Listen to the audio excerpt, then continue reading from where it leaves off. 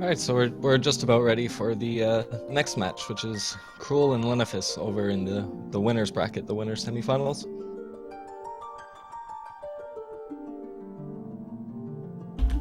Right, so gonna go ahead and give them the go to start.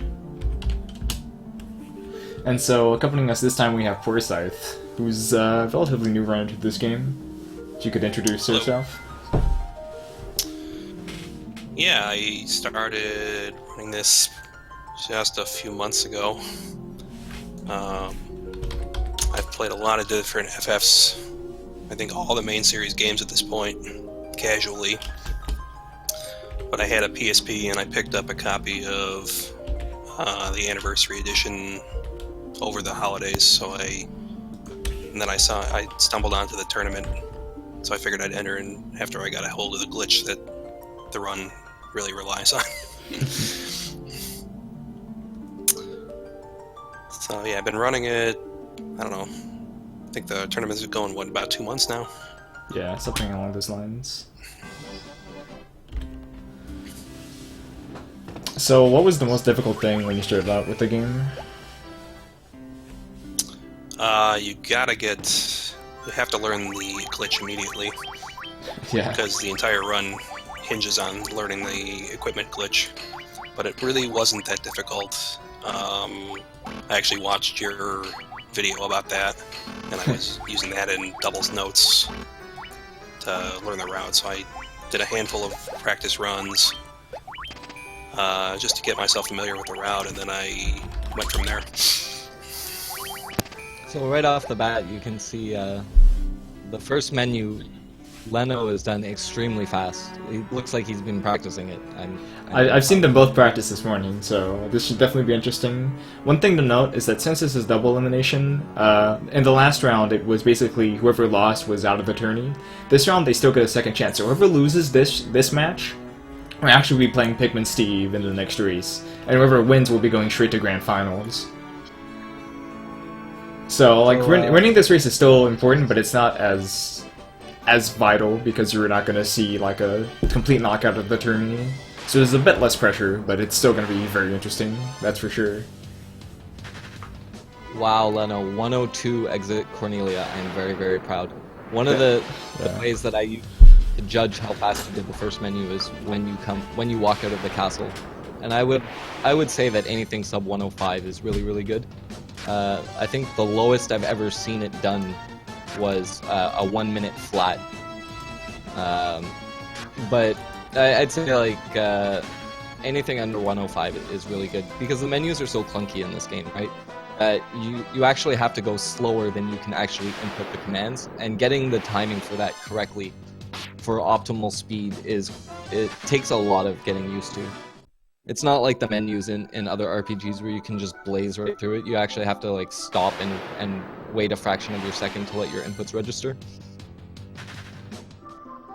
As a new runner, I feel like the biggest area of improvement I still have is probably learning the menus and getting them down more consistently, because the randomness is going to be the randomness. There's not much you can do about it. You can deal with that. But That's very, menus very can true. definitely, the menus you can definitely control and cut down on your time. That's But I mean, really the biggest area of execution in this game. Other than making the right decisions with encounters, the biggest area of execution is what very little menus there are and optimal movement.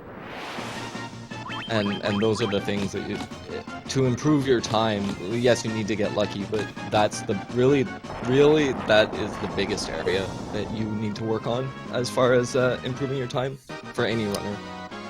something wrong with the timers? Working seems that way.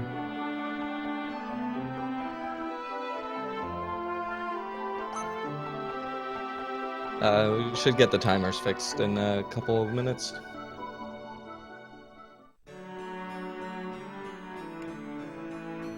So they both killed Garland at exactly the same time, which is that's pretty neck and neck for this point in the game.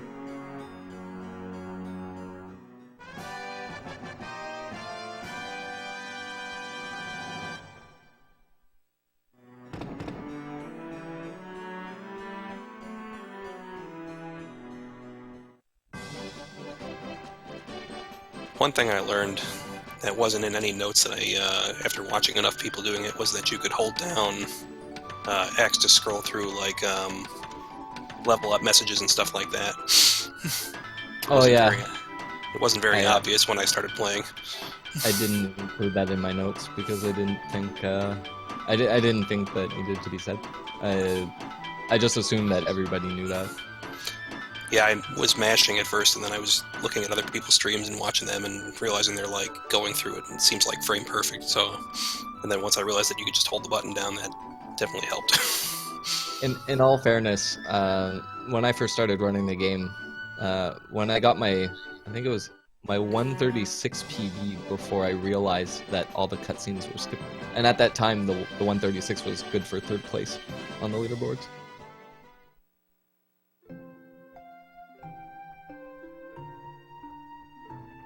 So there's a couple of things that you need to sort of like figure out for yourself, or by watching other people run the game.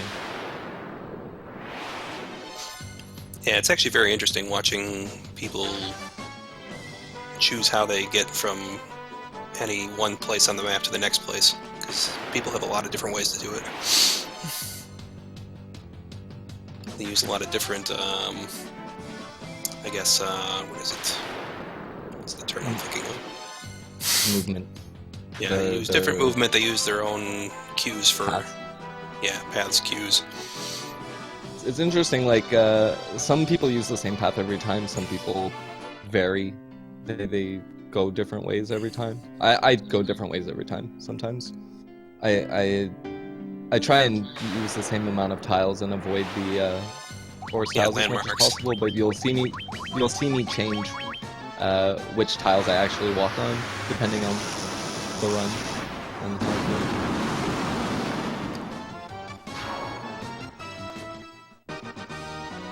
So Crrool managed to get better encounter luck and got to the pirates a little bit faster. Crrool seems to have all the luck. He does. After watching many of his races. Crrool has probably the best race luck I've ever seen out of all the FF1 runners. And then he got his current PB, which is good for 5th on the leaderboards. It's a 128.5. He got that in a race. It's very, very hard to get that kind of time in a race. So this is going to be a very, very interesting race to watch.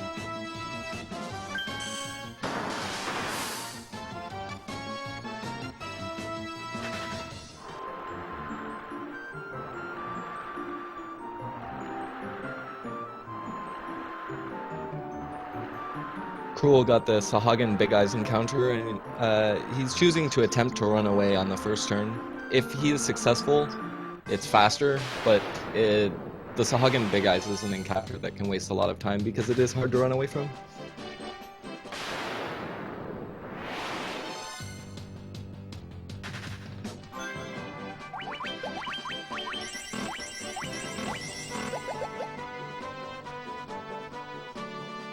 I haven't watched Leno enough to know where his strats change.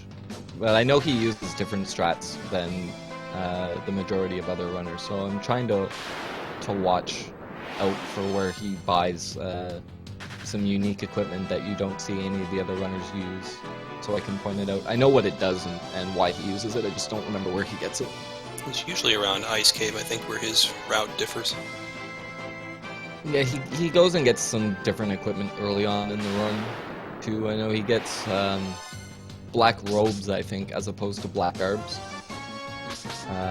And the reason for that is it ups his intelligence and lets him use the gauntlets to kill things in Sunken Shroud. That's something that only Lenophis does. Yeah, I saw him use that one time in a race, and then I thought it was the black garbs that we were glitching into, so I tried using those, and those had no effect. The black robes you get from... I'm trying to remember what glitches into them. I know you get them from an item that you pick up in Cornelia, I think, with the Mystic Key. I don't recall exactly which it is. We'll see it when he gets there. is making pretty good pace, it looks like. Yep. Yeah, it looks like they're about getting a 9 or so minute Pisco Demon, which is the correct time. And the timer is accurate? Yeah, I used the I think I accidentally like stopped the timers again, but I used the SRL time because you can ask for the time in SRL. So I started them back at 7 minutes when the SRL time reached 7 minutes. So they're both on the same difference at least, so we can compare against them. So it's a 9:17 Pisco Demons from Crrool. That is a really, really good time. I think Chrono's PB, which was world record for the longest time, had a 9:11, I believe. So that, and Chrono's early game in his PB is just incredibly good. So to be on pace with that around the Crown and Astos split means that you have a very, very incredible early game pace. The lowest I think I've seen a Crown is 8:45, but like that's 1 in 100 runs that you ever get something that's sub 9. Yeah, it's frustrating as a newer runner running against if you get a good split early on and then you continue to do runs and you continually see red every time you get to that point. Yeah, it can be very. That's why I run against average a lot of the time, because the average splits. Because I have over 200 run attempts for this game, my average is pretty consistent. So I get a better judge of pace running against average splits. Well, one of my earlier PBs, I had no encounters after getting the Crown to getting all the way to Astos. So I was always in the red every other subsequent run after that. Wow, that's incredibly rare. I'd say like I've only ever gotten a 0 encounter Astos like once.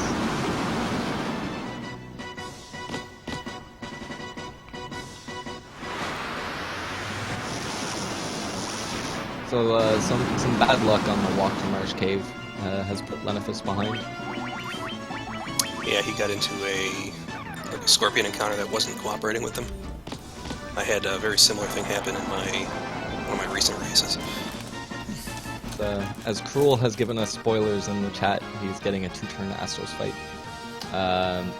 But that's incredibly unlucky. You don't want to see that. And you see him adjusting to it by switching his mages over to attack, because you really only need one more whack with the Judgment Staff in order to kill Astos. So casting the flare animation from the Judgment Staff is going to just waste more time. He almost rage quit there, it looked like.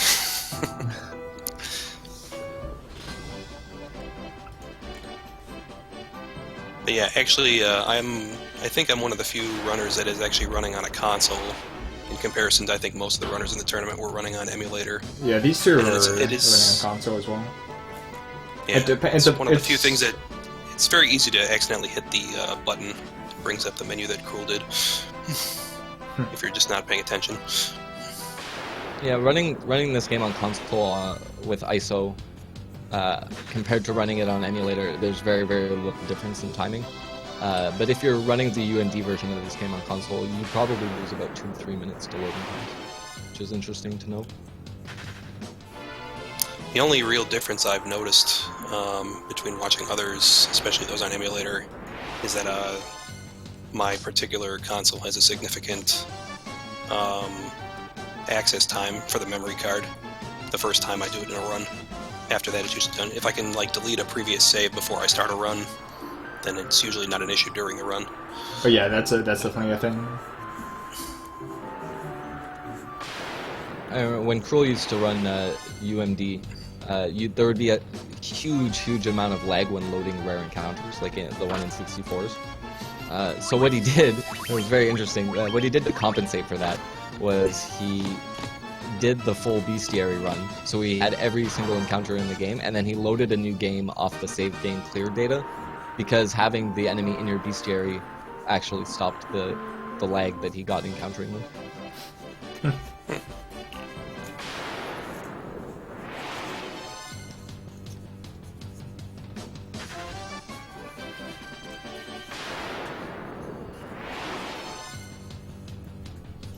It's like who was going with the orange even if it's transferred with the PSP menu.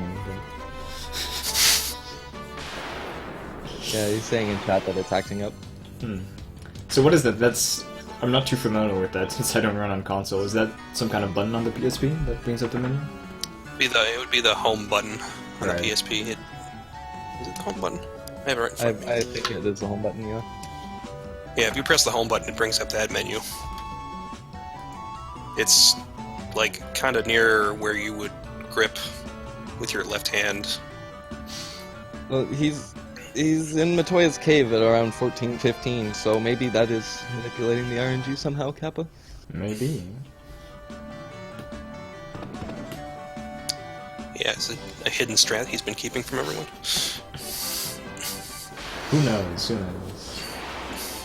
I haven't seen him moving the ship diagonally, so I doubt he knows about the RNG map.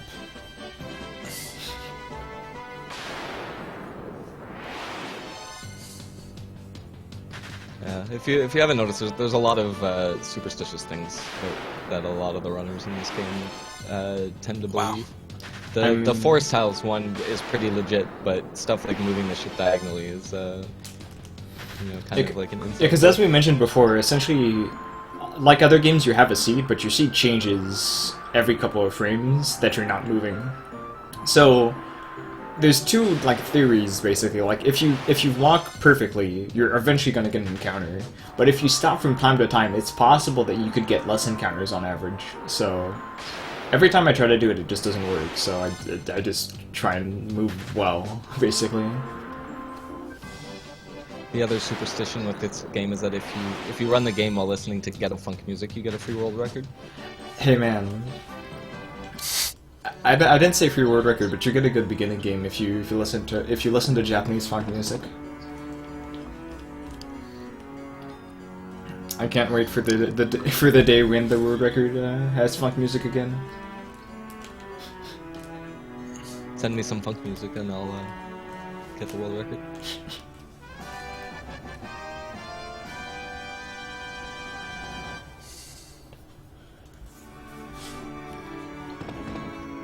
Leno just had a really, really rare encounter with the wolf, warg-wolf, goblin, and goblin guard.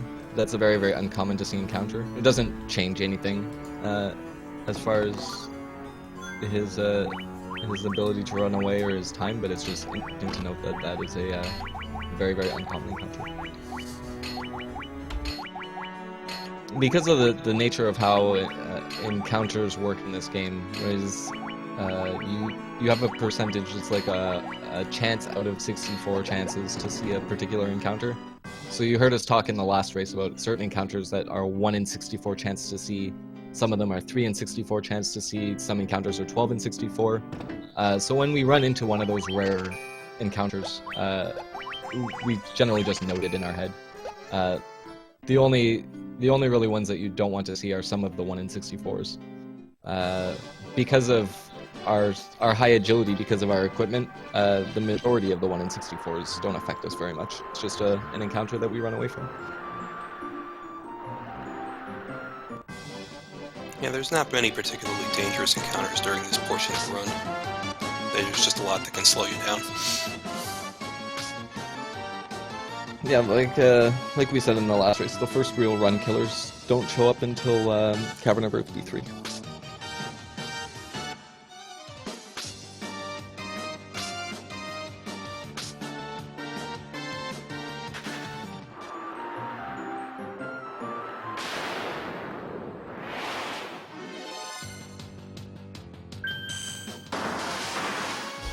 We see Leno here getting some pretty bad luck.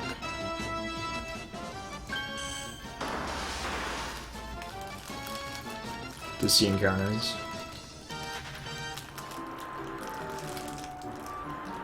Yeah, I'd say Leno is about 3 minutes behind at this point. Yeah, this is pretty rough. I mean, we were having this debate earlier about RNG versus skill, and I mean, both of these players are at the top of the game, and really, like, the lead here is only RNG. Like, you can handle a back attack or an ambush with Sagan's as best as you can. You're still gonna lose time. It's a shame, but that's how this game is sometimes, you know? And it can rebound back, that's the thing. Like, with the other races before, like, it was, like, Basically, Pick and Steve had a pretty significant lead from Lich going onwards. Like, he still managed to keep it for the rest of the game, and then at Chaos Shrine, he almost lost the race, basically. So it ain't over yet. Yeah, it can be very frustrating. I mean, we started this tournament and accepted that it was a bunch of races, but then in between the races, we would do our own attempts.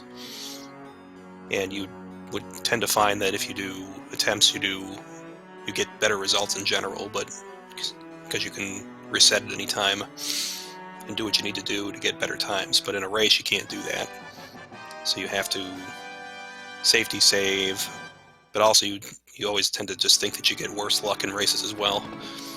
And everything just keeps adding up.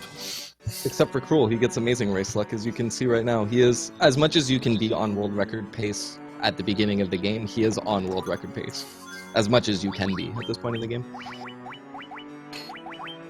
See, Crrool is like my Prolar opposite. Like, my 1v1 race luck is mythical, I'd say. Like, I can play well and still get like 38s. Somehow. I think I'm the only one that's ever died to Chaos Critting the right range. That was pretty good as well. I didn't die to that. Well, I had to reset on my last race that I lost because he got crit and then he was low health and got followed up with either a tsunami or a cyclone or something. Yeah, that wasn't a race with Kyoku. Like I think he did like 386 damage, like straight up, just one shot the white mage and his full health. And I lost the race to it, even though I had a safety save. I was facing Dark Link and I was actually catching up. I could see, like, watching our stream side by side during the race that I was making up time in Chaos Shrine after I thought I was, like, way behind the whole time. And until I got to Chaos, and then Chaos wiped me, and it ended up being like a 4-minute difference between us. So, I mean, it's very, very frustrating as a new runner if you feel like you're behind and you're not prepared for it. You're just not mentally ready for it. Alright.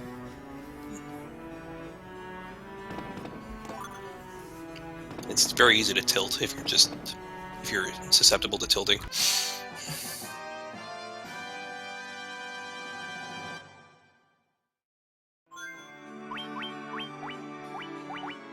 So one of the things we didn't point out last time is you see that both runners move the chip after doing the Barbarian Sword menu. Not only does it save tiles of walking, it puts your ship at the best optimum position for you to leave later on after you kill Lich. And because water or ocean tiles have a much decreased encounter rate, you can probably save an encounter by moving the ship.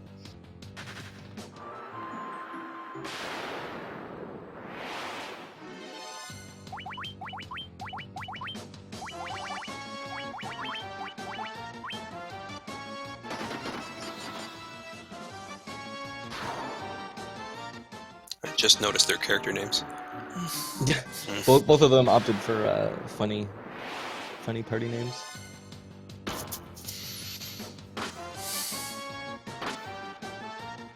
Hey, the best names I've ever seen in an FF1 race was Kentucky Fried Team Choco during the FF relay.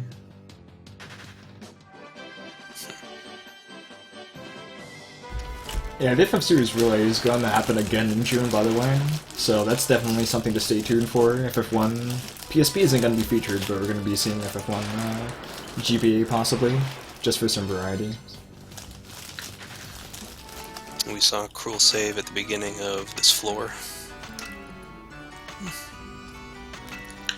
Just in case he runs into... It actually... That brought Asabe down in the race against me. He went to save here at this spot, got into an encounter with zombies like immediately after, so he chose to reset, and apparently his game didn't actually save. Oh wow, that's very unfortunate. I didn't realize that happened. was like, I saw him just like standing there, and I was really, really confused about what was going on. So 23:30 Vampire from Crrool. That is incredible pace for the early game. That's like probably the best pace you can really hope for.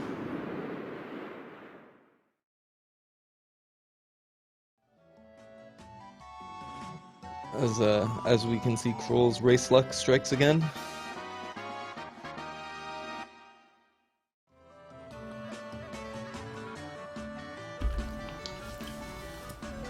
At some point, it's gonna hit him hard though. I just feel like the game's been too easy.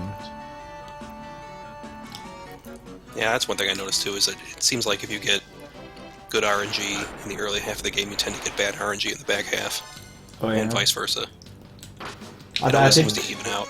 I think we can start looking forward to Leno's loser run though. That's gonna be pretty fun.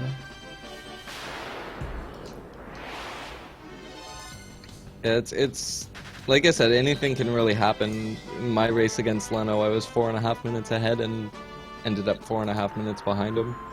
But I mean, at this point, the lead that Crrool has, if he doesn't lose it, if he doesn't die anywhere, then he's probably going to carry this all the way to the end of the game. Lenophis has just gotten incredibly unlucky. Yeah, I mean, just like every single encounter has been bad, and he's been getting a lot of them too. This is only the first third of the run. Yeah, I'd say it's the worst third. Like, for some reason, Lesh has more RNG than the other parts. It seems to be a lot more variance in this early half due to being unable to run consistently from enemies. Personally, I find Cavern of Ice to be the worst as far as getting bad RNG is concerned. But Yeah. that's just me. I've been like on I've had a 30 lich, like sub 31 lich, and then lost 4 minutes in Cavern of Ice.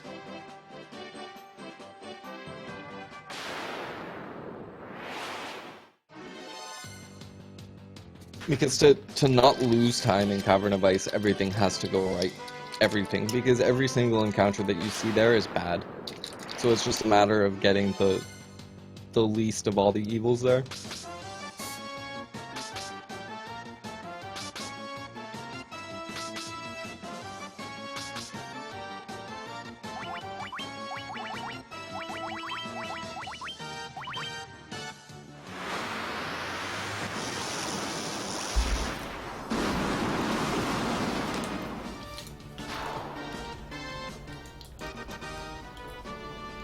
He's getting gold in spite of continually hitting the home button, apparently. I don't know how. I don't know how he's doing it.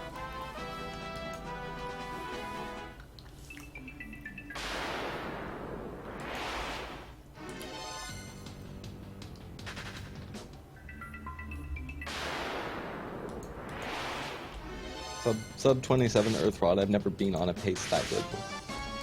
Yeah, that's... Wait, sub 27? I don't even know my splits anymore, but... And they can't pull them up, but I don't know, that sounds... I'll see it Lich. I know I have a 31-30 Lich, and if he's ahead of that, then he's really well set for world record.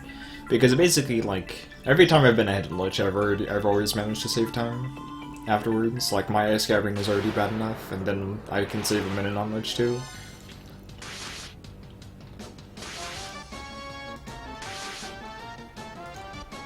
Yeah, my best split time ever for Earth Rod, according to my splits, is 26:30, and that was followed up by a 30:17 Lich. And so what do you get there? He got sub 27. It was pretty damn close to 26:30. Wow. This is amazing, though. I mean, Crrool's going to be entering the second time while he's still on his first trip. Yeah, it's crazy.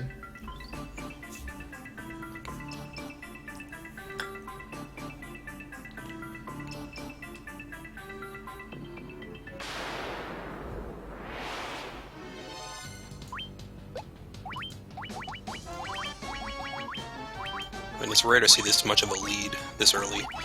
Yeah, I mean, we're seeing basically, like, one of the worst RNGs happening on the right, and then one of the best RNGs happening on the left. So, for comparison, for everyone watching, Chrono's 127.05 had a 2740 Earth Rod, so Crrool is about a minute ahead of that. I mean, yeah, one thing to keep in mind is that Sigma's world record is basically just my world record with a worse start, or my PB rather, with a worse start, but then like a very consistent and very, I'd say, good RNG throughout the rest. There's nothing that's very bad after Lich for him, which is what allowed them to get the world record. Whilst my PB is more so a very, very good start, and then an okay follow-up afterwards. Like, the RNG wasn't perfect, there's definitely lots of big time saves on my end. So if he's ahead of my PB, then that's absolutely insane, especially this early. I'm a little surprised Crrool's trying to run from the zombies, considering if he's paying attention, he has to know he's got a pretty significant lead. I think he's trying to deepen the lead, I'd say. I think he knows what kind of pace he's on at this moment, and he's not worried about the race as much as he is about, you know, keeping this pace. Because he is so far ahead of his PB right now that, like, at this point he's probably not even thinking about the race, and he's probably thinking about PB and or world record. I know if I was in his shoes, I would be doing the exact same thing.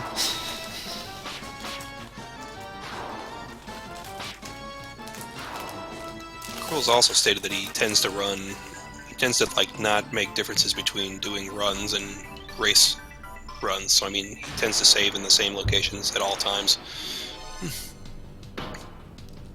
He doesn't do many YOLO strats like going without gold needles or anything like that. Yeah, it's something that I when I do PB attempts in this game, like not in a race I'll do safety strats, but in a PB attempt I will go as YOLO as I possibly can. Just run from everything. If it's unrunnable, just reset.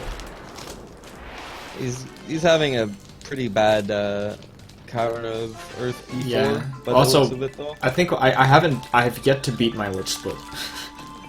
Like my segment between Earth and Lich is just so good. Like 3 minutes and 47 seconds. Like, it was insane, basically.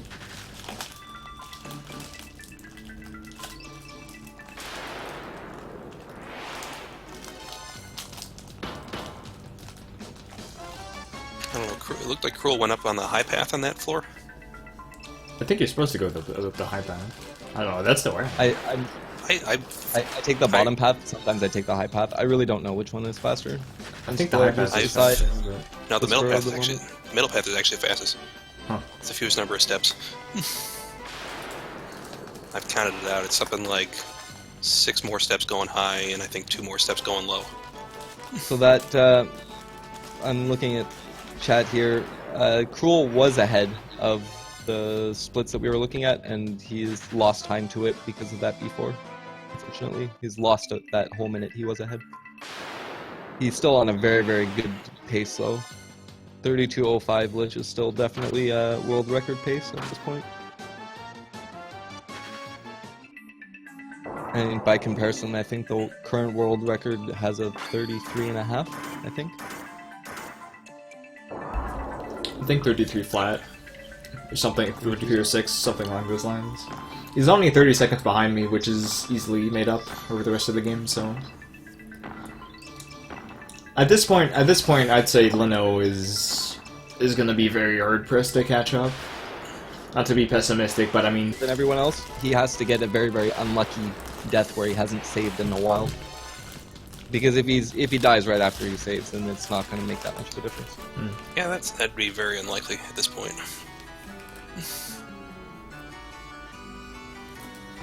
Yeah, so at this point, it's less about the race and more so about the pace Crrool's on. I think we should start focusing on that a bit more.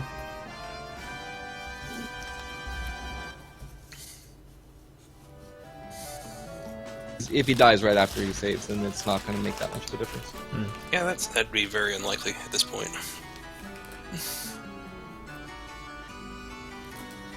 Yeah, so at this point, it's less about the race and more so about the pace Crrool's on. I think we should start focusing on that a bit more.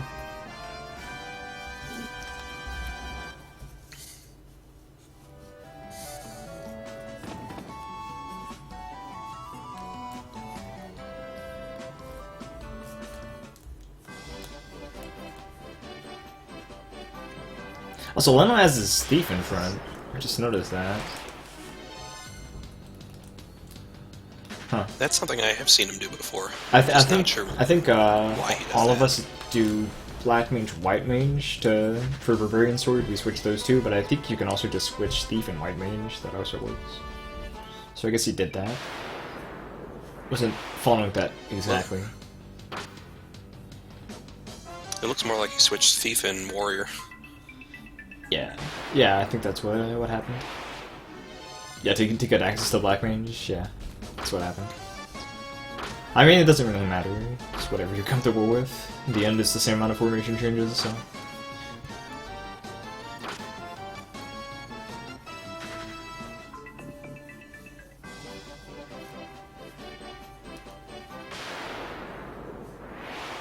That's another thing, is like a relatively new runner, though. I mean, watching someone like Leno struggle this much with RNG, you realize that it's not necessarily just you playing badly. It can be entirely, it could just be the RNG. I wouldn't even say he's playing badly. I mean, I haven't seen any mistakes on his part. I think his movement has been correct as well.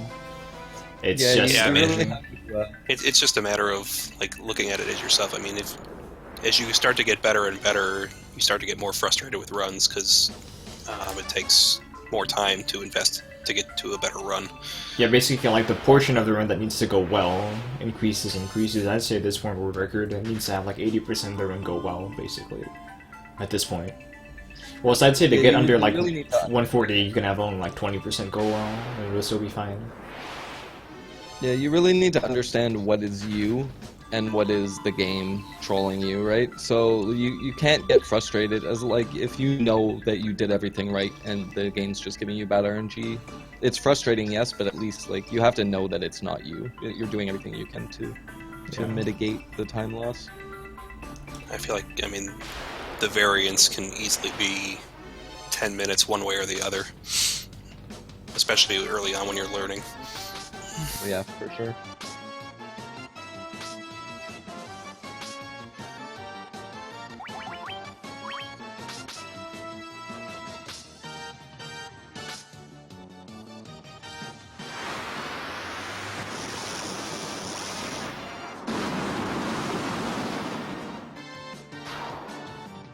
Crrool's on his way to Ice Cave. That might be one of the few catch-up points that Leno has.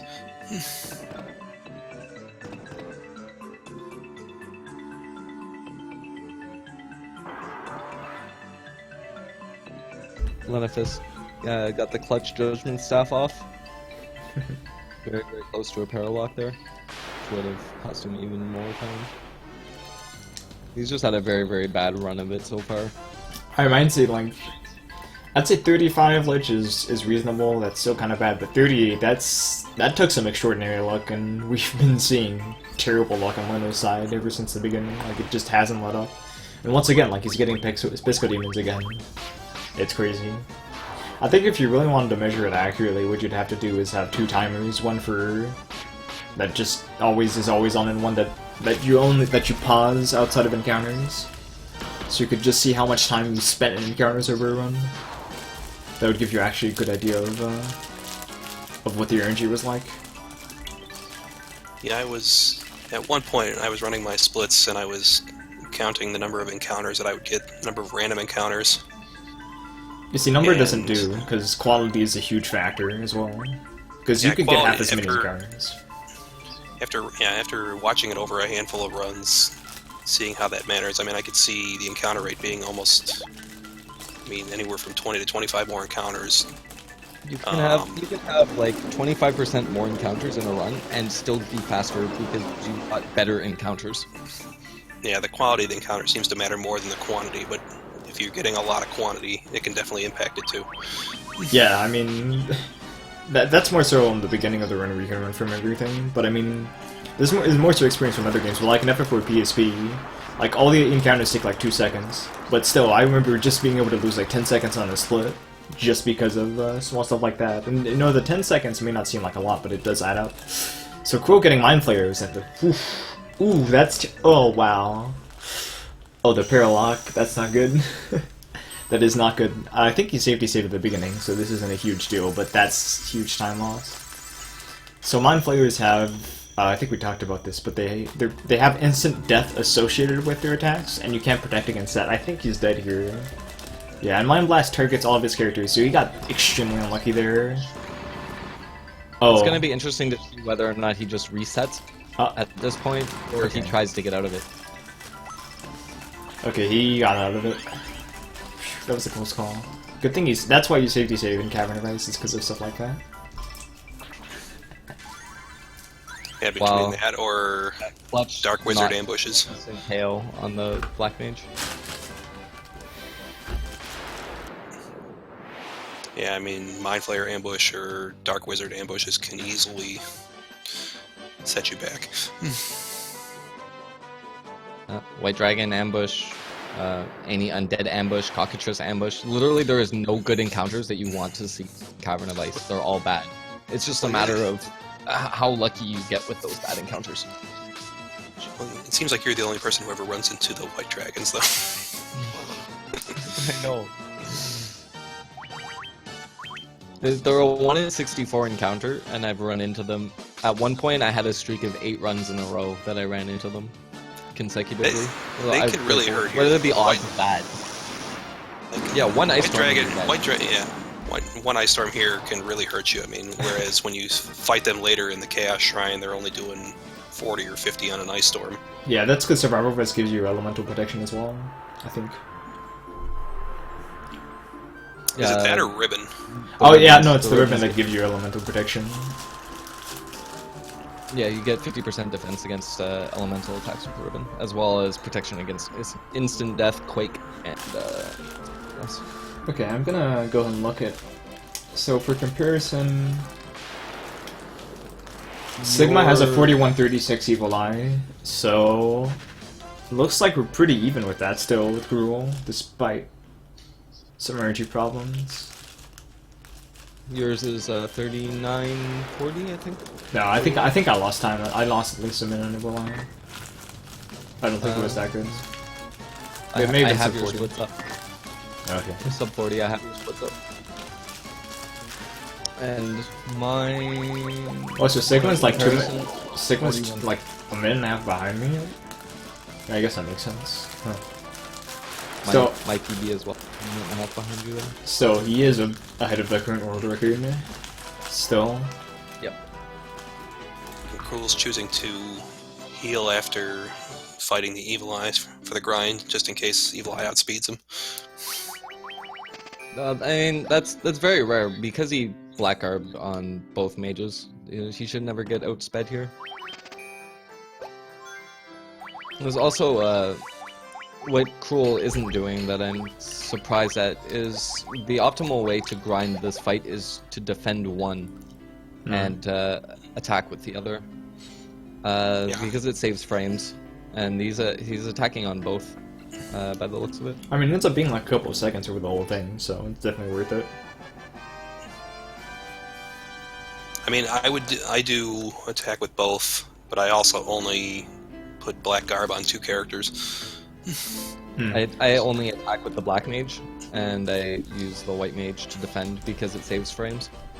Yeah, I mean, in case he's gonna Thundar or outspeed me, I heal up first, and then you can probably get away with that safely. Yeah.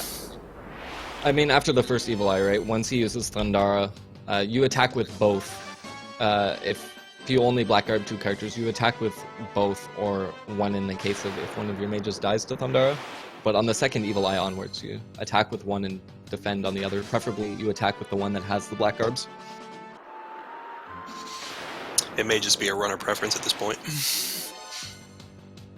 I mean, it's confirmed that it saves frames. Wow, Crrool got the Mind Flayer on the grind fight. Getting encounters here is incredibly rare. And you can see that after his last encounter with the Mind Flayers, he chose to attack it, which is the smart move on his part.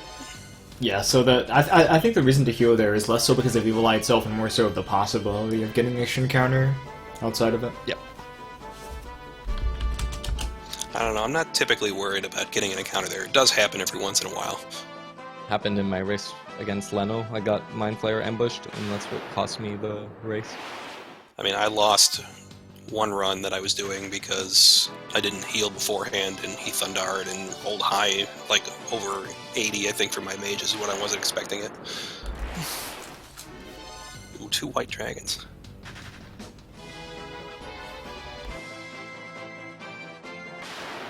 Like I said, here it's a 1 in 64 encounter. It's incredibly rare to see these things. And he's choosing to fight them rather than run away because, unlike in Chaos' Shrine, he doesn't have the agility to run away from them here. But at the same time, 1 Ice Storm will kill him. So there's no reason to risk it, just kill the white dragons.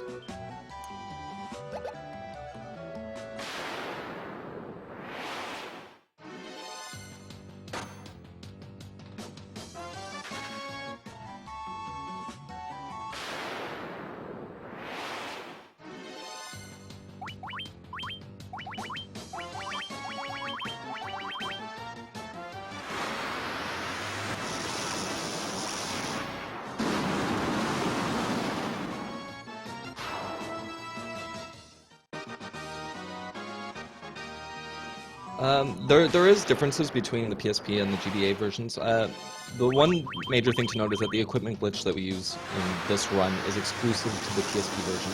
It does not exist in any of the other versions. As well, like casually, there is an extra bonus dungeon in the PSP version that does not exist in the GBA version.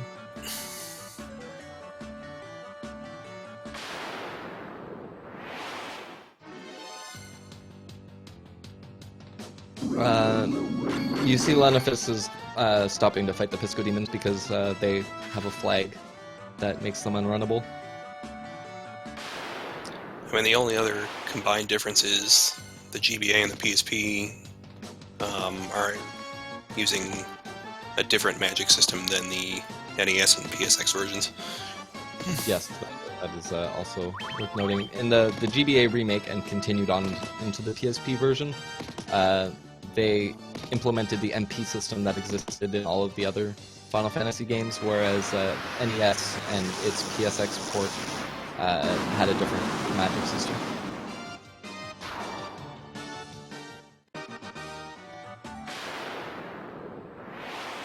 You can buy multiple items at a time, Twig. You're no longer limited to buying one at a time. Yeah, you can also increase the number of items that you're buying in increments of if you press up on the D-pad instead of right. See, Leno's had enough of the bad RNG, and he is also choosing to fight the Mind Flayers because he's just fed up at this point.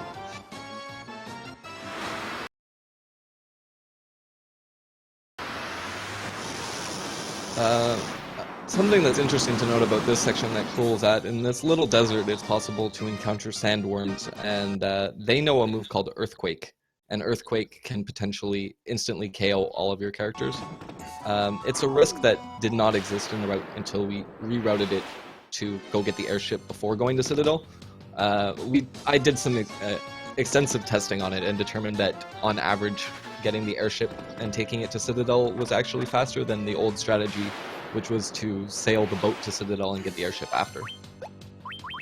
Yeah, I was... You would think that's a no-brainer, right? But yeah, you would think that it's a no-brainer, right? Airship is faster than boat, but because you have to walk so far to Citadel, it actually evens out. And on average, the actual travel time between Cavern of Ice and Citadel is roughly the same, but you end up saving time in world map movement later on in the run after you're done with Citadel. So that's why we changed the route that way. If you see on Lenophis' side, you got Dark Wizards. That is another run killer that exists in Cavern of Ice. If the majority of the time you see them, they are preemptive. There are 1 in 64. He got them twice, which is very, very rare. But they know Firaga, so if they ambush you, it's instant you die. And if they outspeed you on a normal encounter and they use Firaga, then you're dead. You just don't have enough HP to survive it. I think Firaga does somewhere in the range of 250 to 300 damage on all your characters, and you just don't have the HP to survive that. I mean, one thing that I don't think you guys have mentioned yet is that if you you can run from any preemptive encounter in this game. Yes, if you get a preemptive encounter, it's automatic first turn run. There is no, you don't have to stop and fight them. It's 100% run chance. Which is why you never see preemptive counters on unrunnables.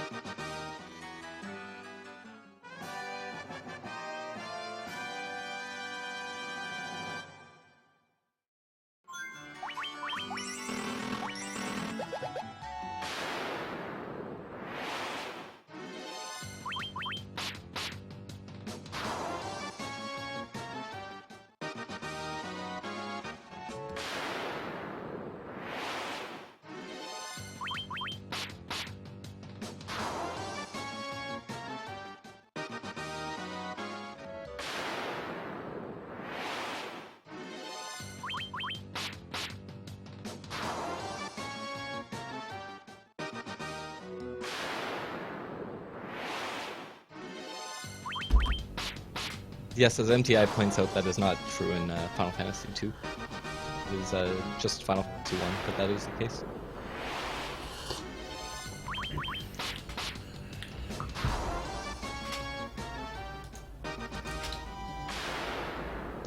He ran from the nightmare. Nice.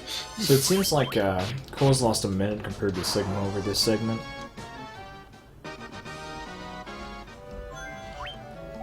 Sigma got a 49-15 Citadel Trials, and I don't know exactly where he splits, but Crrool's definitely a bit past that, which is still great pace.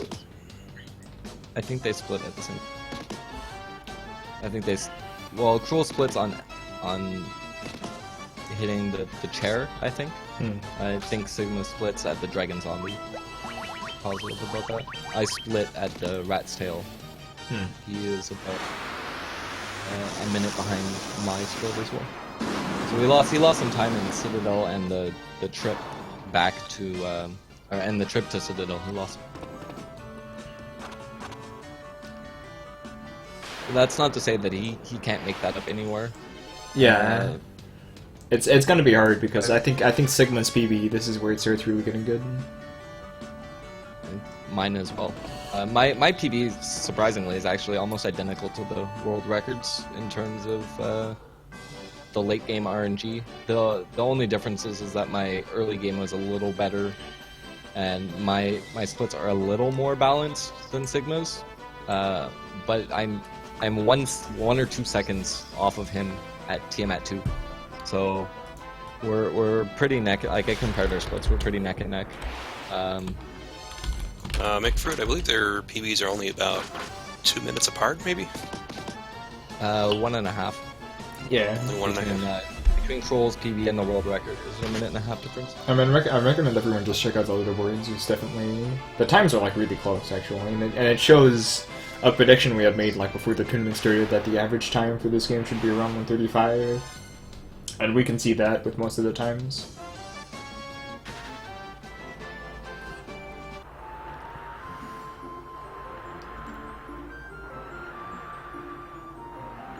Oh, you mean Crrool and Lenophis' PB? Yeah, okay, it's a little bit more than that.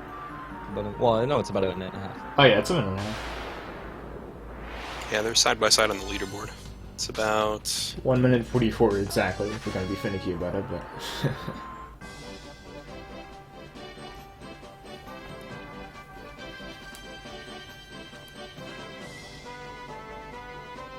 I would say that with a good Mount Gulg and a good first half of Sunken, Crrool still has the potential to get a sub 1 Rosetta Stone, which is incredible pace. Definitely.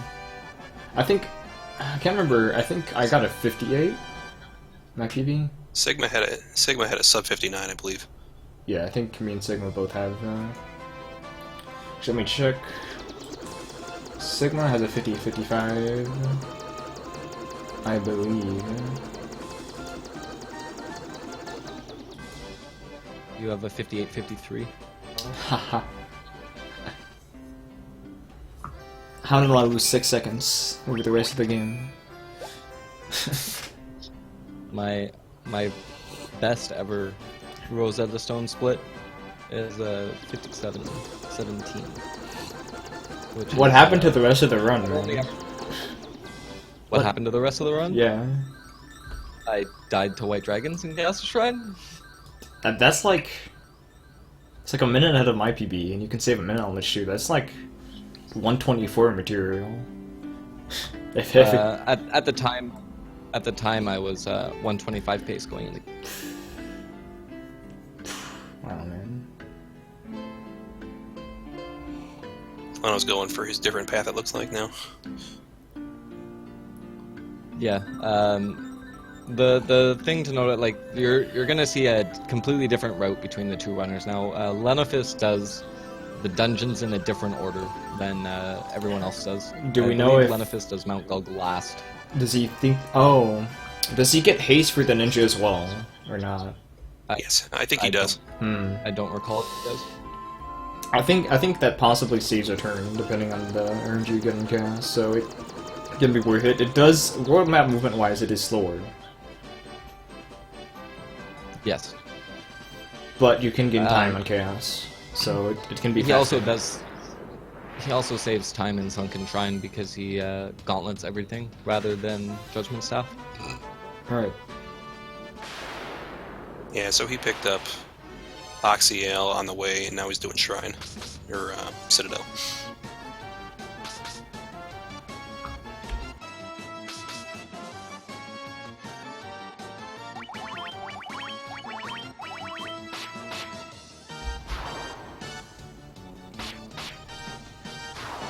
It looks like Crrool had some unfortunate counter to luck walking back to his airship as well. He's lost some more time.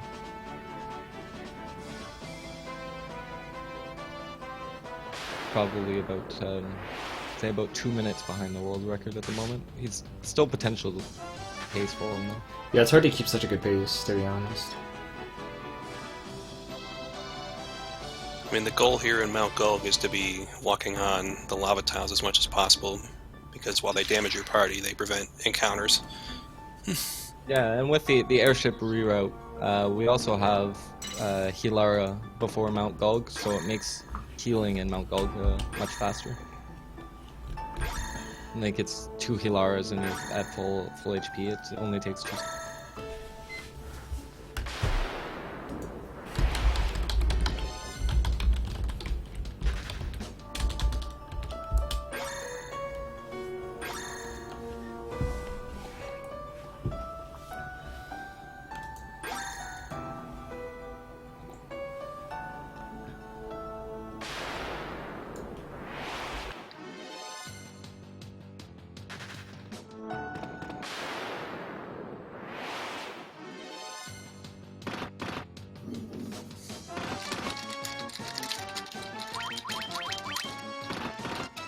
So luckily for Crrool, he has such a big lead because his PSP is acting up and the home button keeps getting hit. Hopefully, if he wins this race, which he should at this point, he has enough time to try and get that fixed before his next race. The plan, I don't think we actually talked about the schedule here, but we started off with losers semis. This is winners finals, so the winner of this match advances off to grand finals. And before grand finals are played, I'm gonna go and reload Lenophis' stream here because it's a bit behind. We're gonna have losers finals.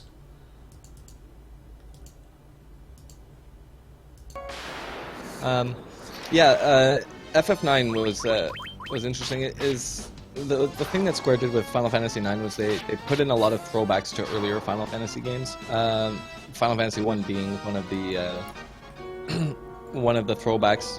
Mount Gulag in FF9 is a reference to Mount Gulg from FF1, as well as the music in there is a remix of the Mount Gulg theme. The only one of the main differences is the names of the themes. In Final Fantasy IX, Merilith is named Mel Iris, but it's essentially the same boss. Yeah, I mean it's basically just a different translation of the Japanese name. I believe in Japanese the names are exactly the same. Because you can take some liberties due to the constraints Japanese have, the Japanese language has in terms of syllable count, but it's not too important. I actually named in my FF9 splits. I named my Melira split Merilith as an ode to Final Fantasy 1. Yeah, I mean, interesting stuff about FF9 is FF9 is sort of like a tribute to old Final Fantasies, which is why you have Vivi as the classic Black Mage archetype, and the story is a lot more traditional compared to FF8 and FF7, which were big departures for the series. A lot of the random names that can be generated for the characters and the classes in this one are based on other Final Fantasy characters I think most of them. in many of the other games. I think if not, maybe all of them. Ooh, Leno Yeah. getting Earthquake. Whoa. Most, if not all of them. Whoa. Most, if not all of the random names in the remakes are from. Oh, are wow. Character names. Wow, okay, so Leno got killed by Earthquake. Oh my god. Well, and his save was pretty far back. Yeah. Yeah, I think that's GG. Yeah, it honestly. sealed it. Like I mentioned, Crrool was there. The earthquake is it is a thing in the new route. It's very, very rare though. I don't think I've ever seen it happen to me other than in testing. And earthquake didn't actually kill me. I survived it because earthquake is a % chance to hit, and it's a percentage chance on each character. So it's not a single percentage chance.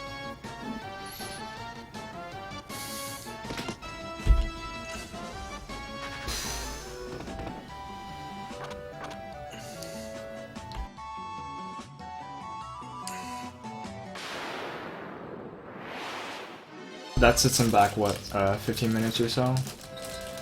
About that, yeah. Hmm.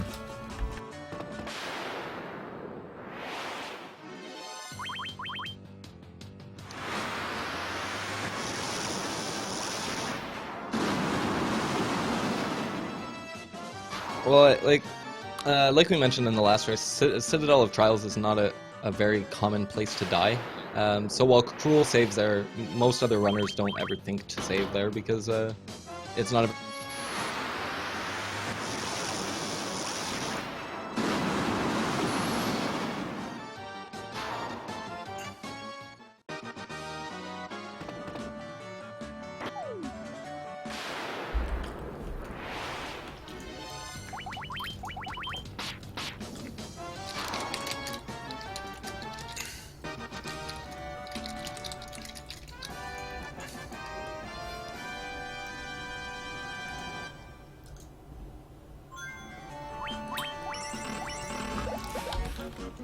I mean, to be fair, I mean, Leno was already hard-pressed to win at that point anyway, so it's not as devastating as if he were in the lead.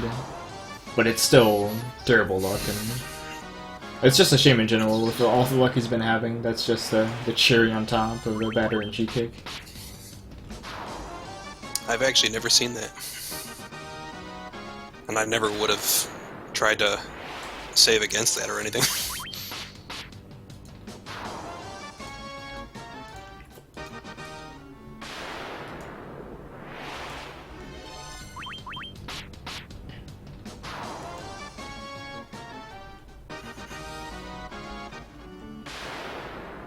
Like Crrool has just pointed out, not only is Sandworm very rare, but getting ambushed by Sandworm is even rarer. And having getting everyone die. Yeah. double sand, yeah, and then having double Sandworms on top of that is even rarer, and then having Earthquake kill everyone is even rarer than that. Yeah, I mean, that was just a comedy of errors there. Yeah, If I had to hazard a guess, that's probably like a 1 in 1,000 chance to happen. What just happened to him?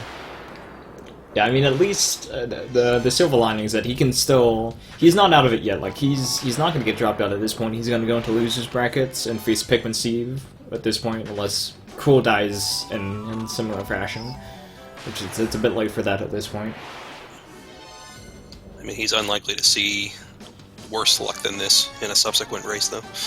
So we could potentially see this matchup 3 times, including this one, if Leno manages to pull out the bracket reset. So it's not over yet. It's not over yet. So the Evil Eye is the best place to grind, for the reason that it gives a lot of experience, there's a similar grind spot that you can do in the Citadel of Trials. There's a spike tile at the very end with the dragon zombie. They give similar amounts of experience, but the Evil Eye is probably the easiest because it's easier to have your characters killed off in Cavern of Ice than it is in Citadel. And you want the Thief and the Warrior dead to increase the amount of experience gained on both the mages.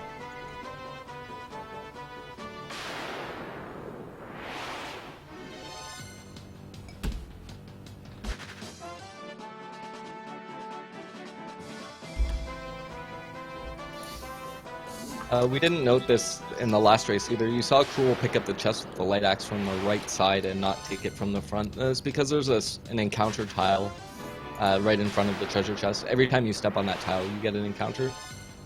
So by going around the right side, he avoids a forced encounter. If I recall, it's with like a sea troll and sea scorpions or sea snakes, something like that. Yeah.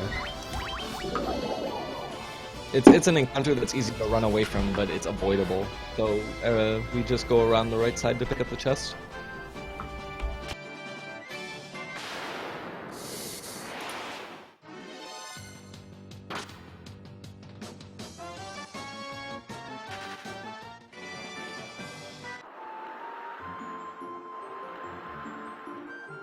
I don't know, the Sea Shrine could be one of the more confusing dungeons for new runners.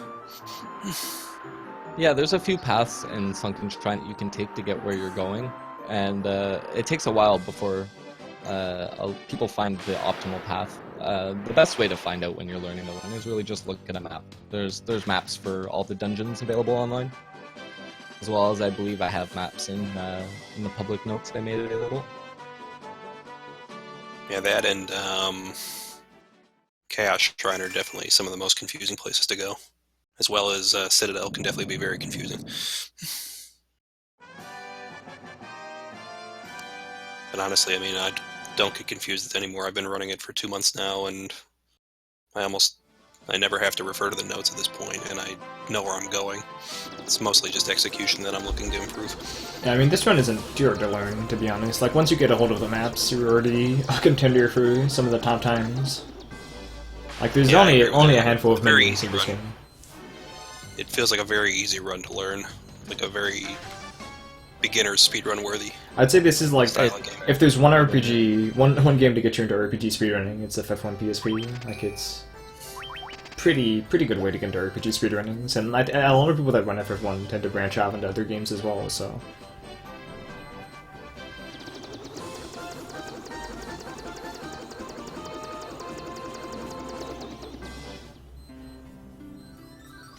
Yeah, I'm personally hoping to try. Oh, sorry. Go ahead.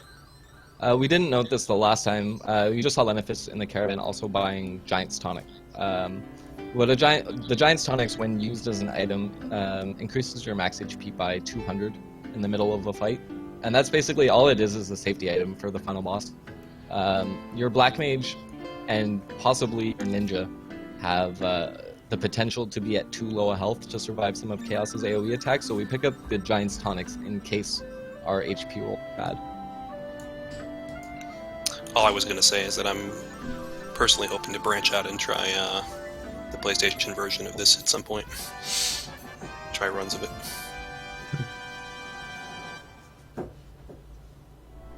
Rory will be very happy with me. Well, he went, it's either our first race or our second race. He took a very crazy route. Oh no, no, that's right, he took a very experimental route with 2 white mages. I think Rory has also been hinting at the possibility of RNG manipulation for PSX. I don't know. I'm not sure about that one. He's made some comments hinting that it is a possibility.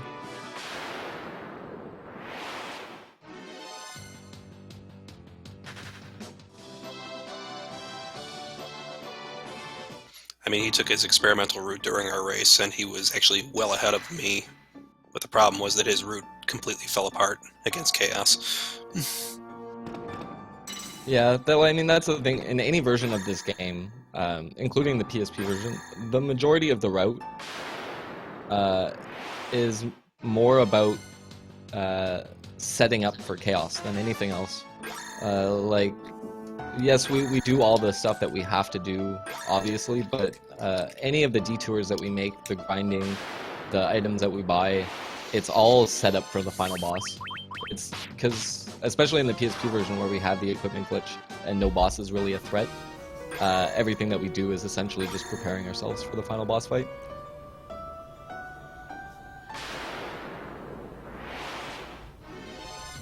So for those of you in chat who just tuned in or are not familiar with the run, I would say Crrool is about 20-25 minutes ahead of Lenophis at this point.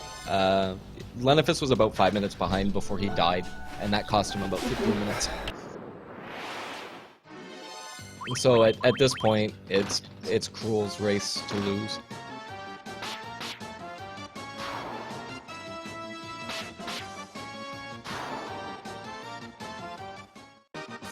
Crrool got the nice preemptive on the cockatrice tile. It's interesting that that is the last tile where cockatrices are ever a threat to you, because we pick up the ribbon right here, and that protects us against petrify. So getting an ambush on that tile can still be scary, but seeing them anytime after that spike tile, you just laugh them off. As I understand it, it's possible to still get petrified, it's just very, very unlikely.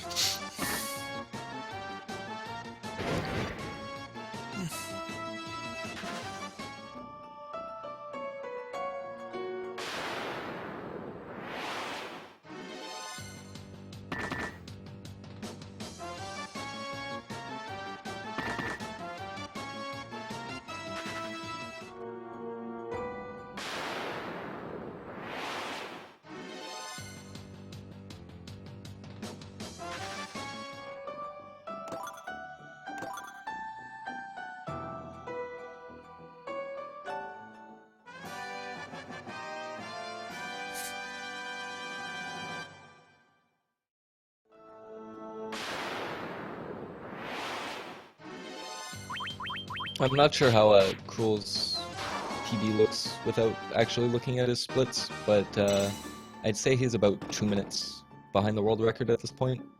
It's still possible for him to PB, but I think world record is probably RIP at this point for him. But he's still definitely well on pace for a sub 130, which in a race time is absolutely incredible. Yeah, this is the last visit for him to Melmond. I'd say You go here to translate the Rosetta Stone so that you can enter Lufenia, and forgetting to do so can cost you a lot of time. yeah, that's never happened before. Somebody did. I think Sabe did it in one of his runs. I've done it on world record pace. Kono's done it in the FF relay.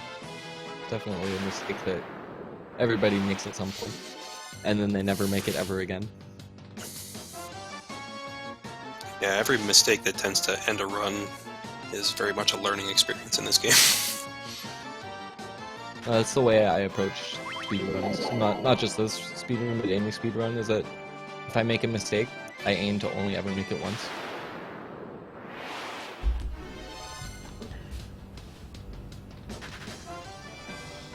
At this point, the only two people left are Pikmin Steve, Crrool, and Lenophis.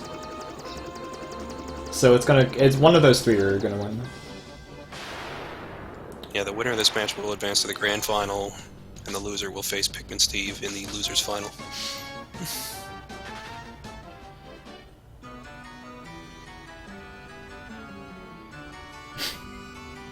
Lenophis getting the unlucky encounter on Bahamut Island.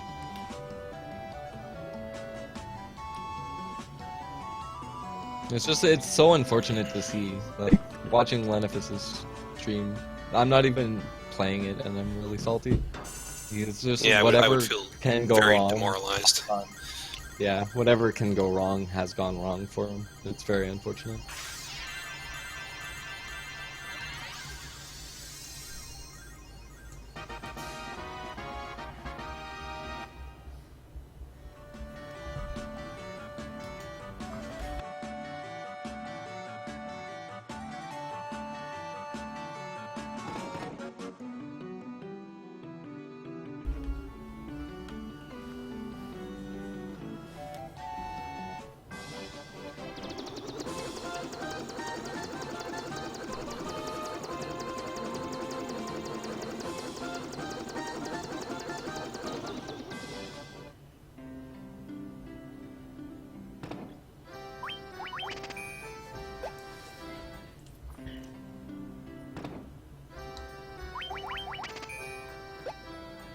Crrool's getting unlucky with the Winter Wolves.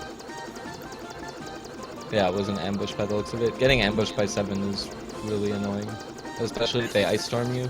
Their Ice Storm isn't as powerful as the White Dragons, so it's not really a threat to you, but the animation takes so long that it's a big time waster. Indeed. Well, it adds up if enough of them do it. Oh yeah, if all 7 of them Ice Storm, you're gonna be at really low health. Oh, look how Hondo I mean- range. Yeah, the time it wastes if all 7 of them Ice Storm, probably about a minute.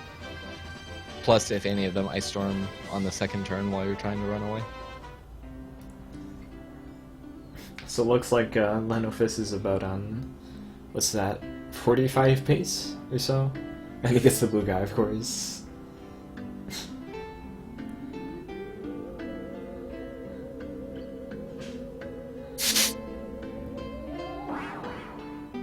Man, he's got all the opposite of luck in this run.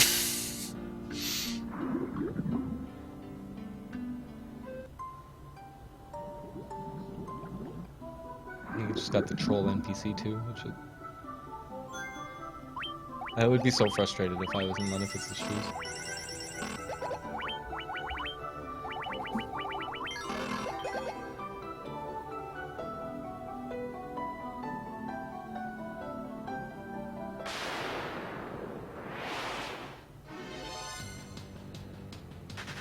Oh, and Crrool's now in the second floor of Mirage Tower, which is probably one of my most hated floors, because I really hate locations where you continually get encounters every 2 steps or something like that. You can counter it here as whack, I don't know. He got the 1 in 64 blue dragon as well. It just feels like it kills all your momentum when you keep running every 2 steps. Yeah, I think floor 2 of Mirage Tower probably has the highest encounter rate of any place in the game. At least That waterfall I found- cave. I think it has a higher encounter rate than Waterfall Cave, to be honest. Yeah. From- The encounters are just from not as experience. bad. Because in Waterfall Cave, like, all the encounters are kind of annoying. I've had Mirage Tower kill a few runs, not because I died, but because I got too many encounters and I just wasted too much time. I mean, So it's- this place control you if it wants to. I've also had runs where you get like 2 encounters on 2F, which is incredibly rare. I don't know, I find it very frustrating when it just keeps interrupting you like that, because you have to kind of mentally remember where you were. Yeah, you also have to like mentally remember that that floor has a high encounter rate too, and not get as frustrated with the encounter rate as you would somewhere else.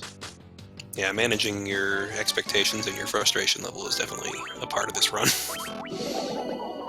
He's also been getting pretty bad RNG ever since he was on good pace in Ice Cavern. Like, at this point, he's looking to be like 5 minutes behind Sigma, whereas he was at 1 minute ahead at Evil Eye.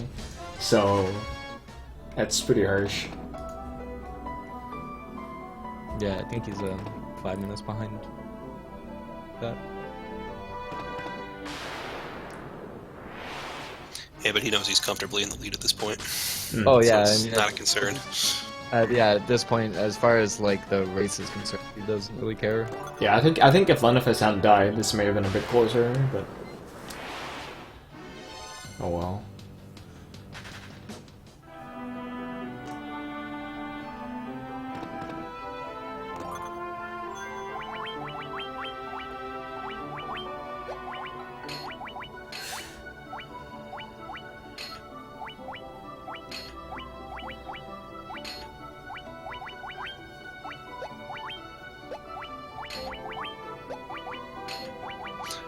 I don't know. Felt Visage, I mean, a lot of learning which encounters are runnable and not as... It's actually, there's a lot of exceptions and stuff, so obviously things can change, and you learn a lot. I mean, I had a run where I ran into red dragons in Chaos Shrine, not realizing they were runnable. I mean, there's also like the reflex of holding LNR whenever you hear a flash or see a random battle happening. Your reflex is just automatically hold LNR, and you don't want to do happens to me all that. the time. Starting in I- Ice Cavern, you don't want to do that. Like I know every encounter that is not runnable in the game, and I still try and flee from some of the ones that are not runnable because I click the flee buttons before I actually look at what encounter it is. Yeah, it's just a reflex. Yeah, exactly, and like not doing that is you have to force yourself to not do that. Yeah, so he is 5 minutes behind Sigma at this point.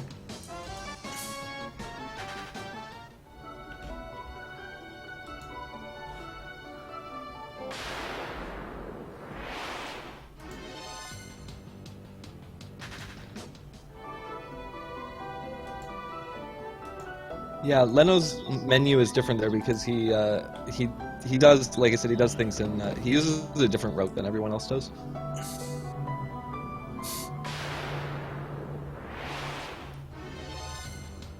And it's really hard to say which route is actually faster because his route loses time in places yet saves time in other places, and it's really hard to quantify. So he doesn't have survival vest for much- Waterfall Cave. I didn't look at the menu, so I'm not sure exactly what he's doing. Because if he goes for ribbons before second shrine, I don't think that's a very good move because you want to have survival vest for Waterfall Cave, and you want survival vest as early as possible, just because of how good they are.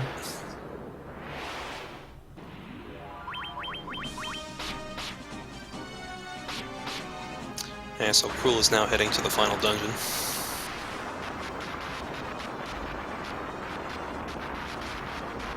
It's also, I believe, the longest dungeon in the game. That takes about 12 minutes on average. Yeah, it's a big chunk. I'd say on average it's about 10.5 minutes from Death Eye onwards, and about a minute and a half to 2 minutes to get to Death Eye, so roughly about 12 minutes. Which puts Crrool on a 133 pace at the moment.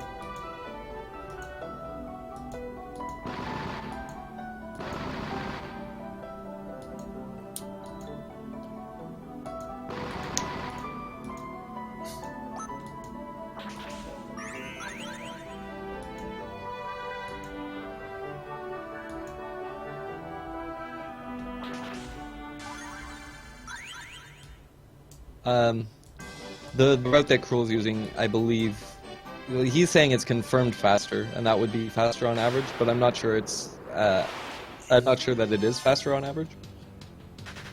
I'm not sure that it is confirmed faster on average, but I could be wrong. I think it's the more common route among most runners. Yeah, Lenophis is the odd one out in his route choice. Whereas everyone else uses pretty much the same route with minor differences.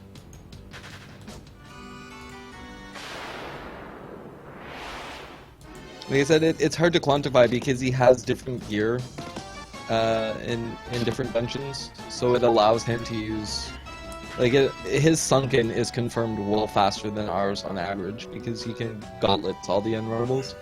But the question is, does he make that, or does he lose that time elsewhere? And I haven't tested it, so it's kind of hard to quantify in my head.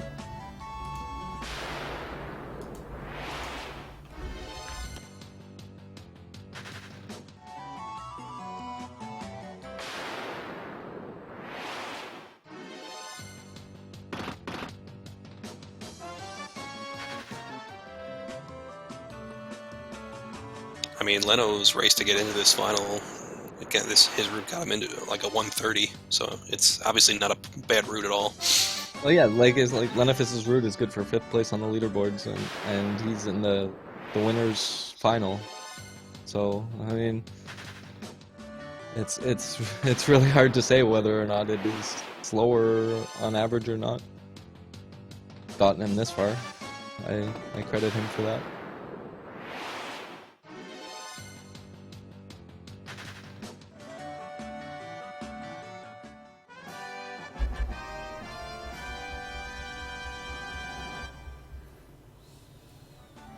Okay, no, he does do Ribbon after second trying. Yeah, I don't see why he wouldn't.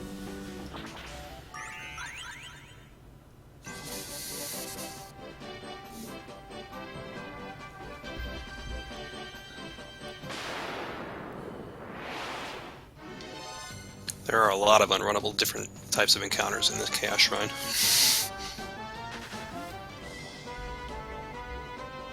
Particularly the purple worms and green dragons, I think, are the dangerous ones. White dragons are runnable, but they can be very dangerous if you fail to run. Yep, or if they ambush you. As far as like run killers, probably white dragons are probably the only run killer in Chaos' Shrine. But they're not the most annoying encounter to get because you can run away from them. I really wish this game had an encounter none. Just so you could like mess around with rooting. If only you could just toggle encounters on and off in the menu. Easy peasy, like in Bravely Default or something.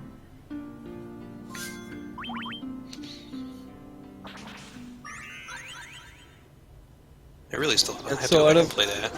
Out of all the elemental enemies, only the air elemental is runnable. You have to fight all the other 3 ones. There are exceptions to that in the bonus dungeons with the bonus elementals. But as far as in the 80% route, the only ones that really apply are the fire, water, air, and earth elementals, and only the air elementals are runnable. And I believe like it's very rare to see fire elementals in Mount Gulg, other than on the spike tile, so you see them more often in Chaos' Shrine.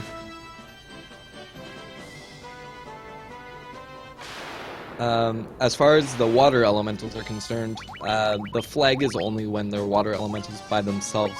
So if they're paired with like a water naga, then you can run away from them. But if it's just water elementals by themselves, you cannot run.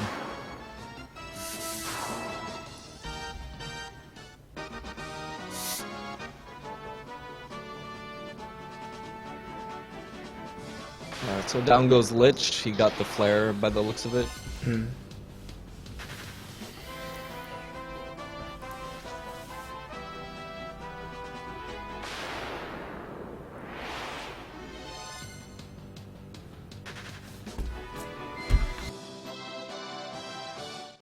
So yeah, if you're watching Leno's stream, Leno is using gauntlets here to kill unrunnable groups instead of the flare staff, which saves on animation time.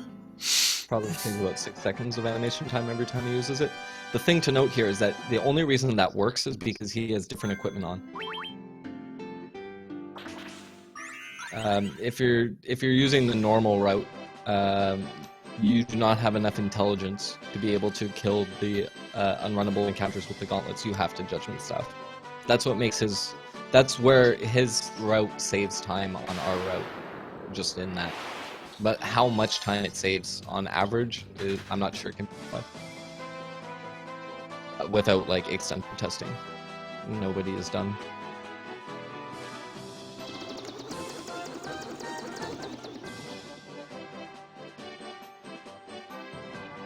Yeah, Crrool's mostly trying to dodge water elementals on this floor. Or ambushes.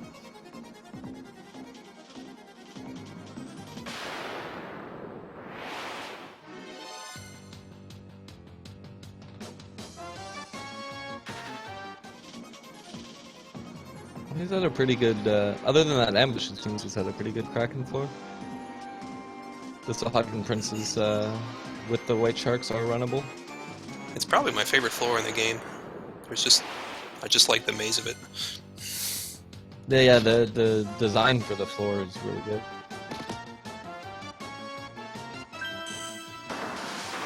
Yeah, it's as Crrool pointed out in chat, Flare on Lich 2 can only kill you if you didn't heal first. And heal, like, I mean, with Hilara, healing takes 2 seconds. There's no point not to heal right before the tile where you encounter Lich.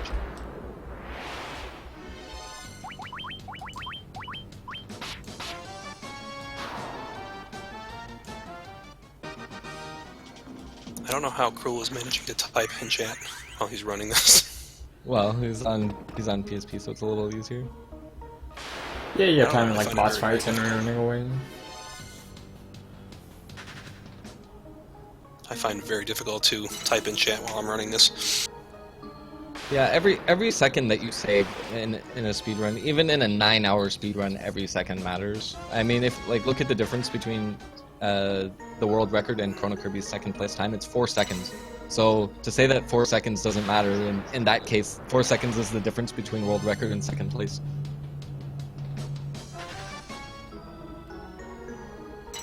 So Crrool's coming up in the final fight. And 4 seconds could literally be one encounter in this game. 4 seconds is way more than one encounter. 4 seconds would be Well, like... if you, like an instant run could be Yeah. like 5 seconds. I think an instant run from an encounter is about 3 seconds. Hmm. If you get the quick fleet, like It was 5 in Sigmas, I think, from that one video we were watching the other day. Yeah, I think it's 3 for just the loading screen and 3 to run away.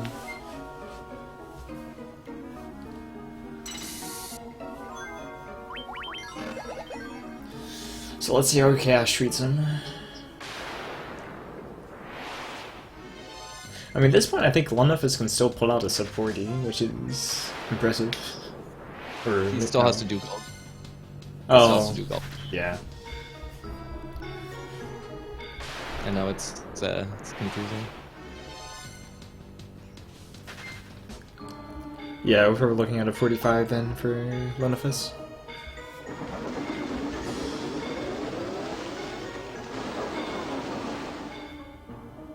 So, Crrool is deciding to tonic the Black Mage. I didn't see if he tonicked the Ninja either. The Ninja's a bit 26 is iffy. definitely not enough health. Yeah, the Ninja is in an iffy range. Ideally, you want him over 300 HP. The Black Mage was definitely way too low, and I'd say around 227 is where you want to not optionally tonic. So if your Black Mage is under 227 HP, tonic every single time. And if it's over, then you can make the choice on whether or not you want to risk it or not.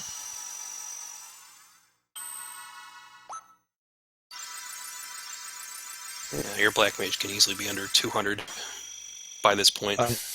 I've had Black Mages at 140 HP going into Chaos, which is terrifying.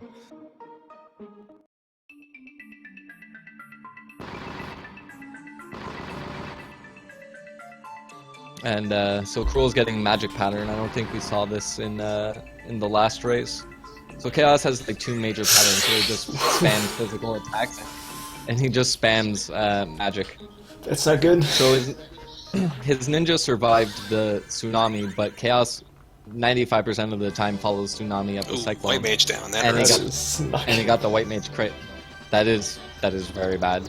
The White Mage is the one person that you don't want to see die here at all, because now he has to hope Chaos physically attacks one of the other characters so he can get the revive off. Otherwise, he has to reset the boss fight. Yeah, this is... He has to get basically 2 physical attacks in a row. Oh, he got the healing Lenophis- If Lenophis was closer, then it Did would he be save? an Did he interesting save? to decision. Yeah, I think so. Yeah, he saved. Now Yeah, if he saved, then he could- the thing is, if Lenophis was closer to him, it would be an interesting choice as to whether or not he would try and continue or just reset. But since he has literally all day to win the fight, he can attempt to save the run. Okay, he got rather lucky than there. reset. Generally, the White Mage never dies because the White Mage has enough HP to survive everything except a crit physical attack from Chaos. The Cyclone may not be good. Oof. If the Cyclone kills a White Mage, I don't think it can, but... Cyclone can sometimes do a ton of damage if... Ah, the Ninja's dead.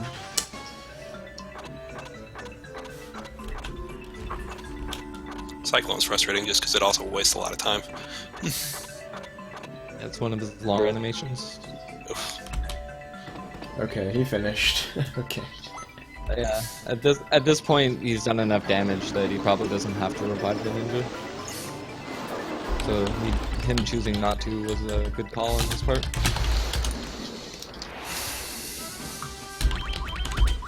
So Crrool advances to the Grand Finals now at this point. But we're still, we're not close enough to the finish that we have time. We're gonna let him finish.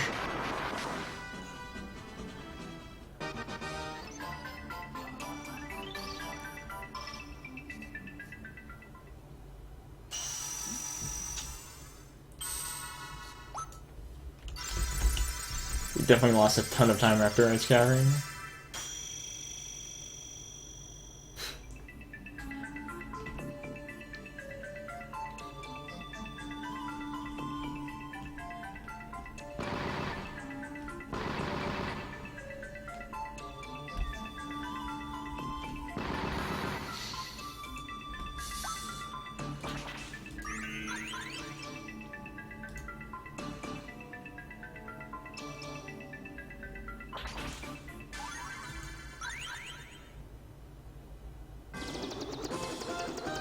Now for the real question, if Leno can beat the credits.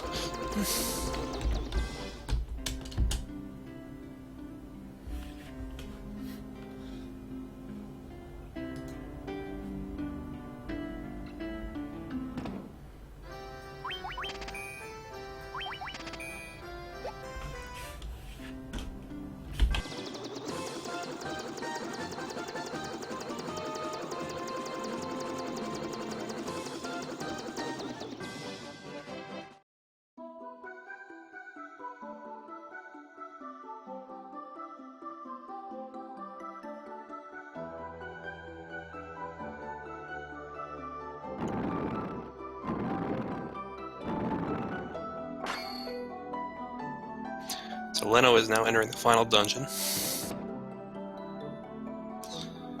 We'll see what happens.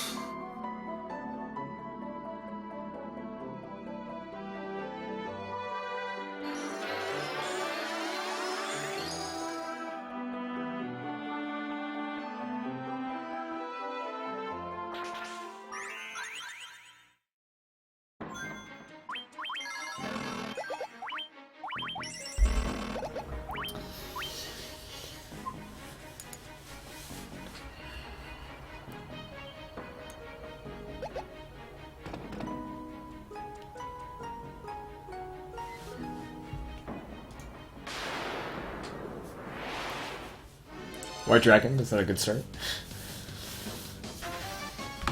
Well, that's why you save. Yeah. Okay, let's see how this third floor goes. Already encountered it, that's not too good. Preemptive strike, okay. It's free.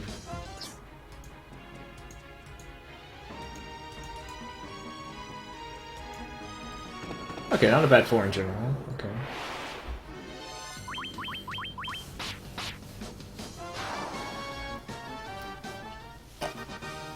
I actually had an encounterless one of these times, up to Death Eye. It's very... saved like 50 seconds on that. So at this point he's gonna have to start using Judgment Staff instead of Gauntlet.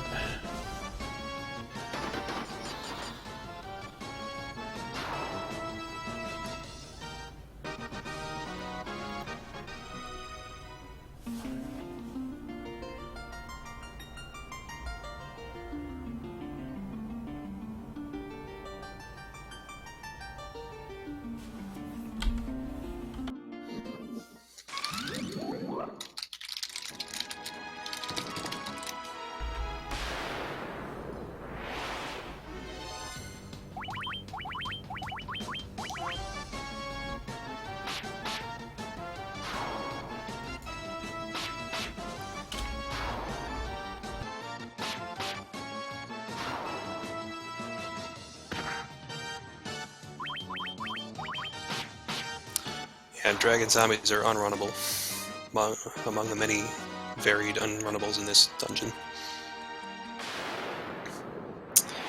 So if you see him attacking, it's generally because an encounter is unrunnable and he has no choice.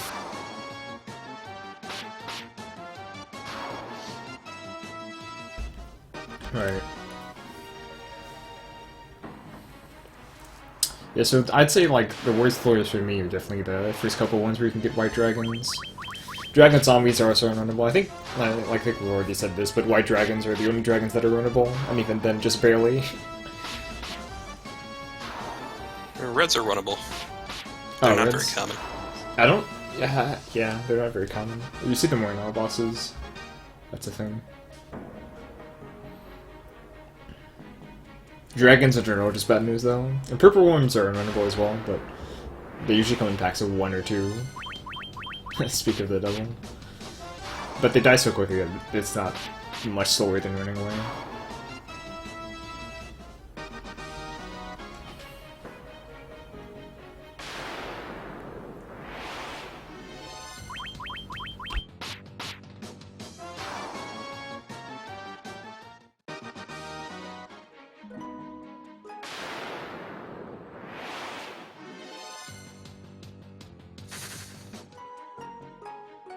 Yeah, purple worms aren't a threat. The only real threats are white dragons on the first few floors. I think what Chimera Rios, if they ambush you, can be painful if you're not healed. Yeah. The white dragon ambush can be like the end of a run as well. Green dragons, if an ambush, could do a lot of damage too.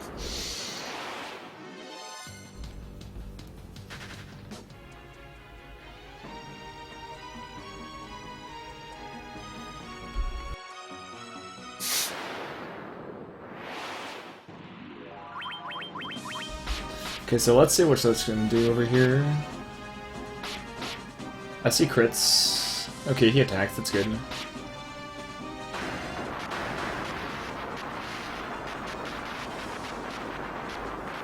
That was dangerous though. Chose not to heal.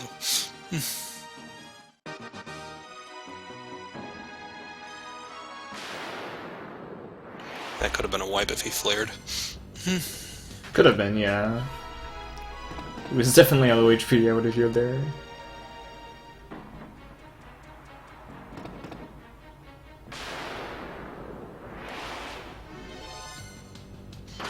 This is Merilith's floor. There's not too much that's dangerous here. Red dragons can do a bunch of damage, but again, they're very, very rare. And fire elementals are unrunnable as well.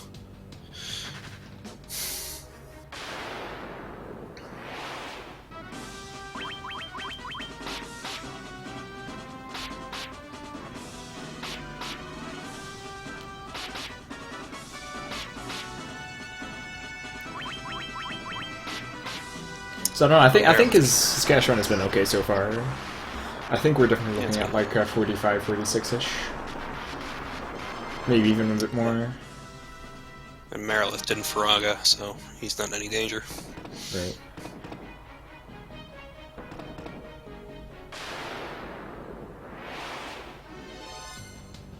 The start to the Kraken floor, the encounter is pretty far in, and it's a good encounter as well.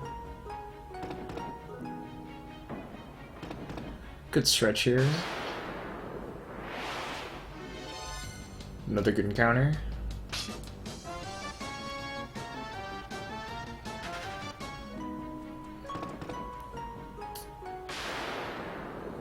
Looks like we might be able to get just the... Ooh, the ambush.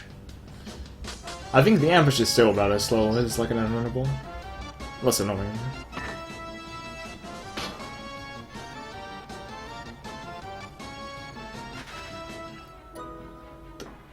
Three encounters, that was a good floor. That was pretty good. So he hastes the ninja. I don't think I mentioned the different ways of attacking that. Hasting is on average faster for Tiamat. I haven't tested it for Kraken, but I remember it not being too fast. I believe you can still get a run without the haste. If you get the haste off before the ninja attacks on the first round, that's the ideal situation. At that point, you would guarantee your first round. So either way, I think it's at least as fast. But you'd have to test the numbers, but I think you have a 50% chance of going before the ninja. I think maybe a bit lower, so it adds a bit more consistency sometimes. Yeah, it can also be used as a setup for Tiamat as well. Yeah, that's the thing. You have to move it eventually, so you might as well just do it there. Because then it just holds A. For Tiamat.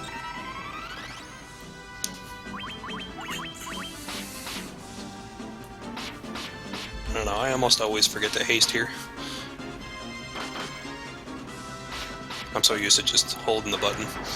Yeah, I forgot to do 2, and then you get like a 3 round, and you realize you forgot. But yeah, hasting guarantees a 2 round at Tiamat, otherwise you don't necessarily get it. That's not true though. I actually was messing around with it last night and it went 3 rounds. Yeah, I mean, it helps it. It's low rolls though. You need low rolls, and if you get it before the ninja's first attack, then you might even be able to get a 2 round at that point, or 1 round, if you get crits. Not sure though.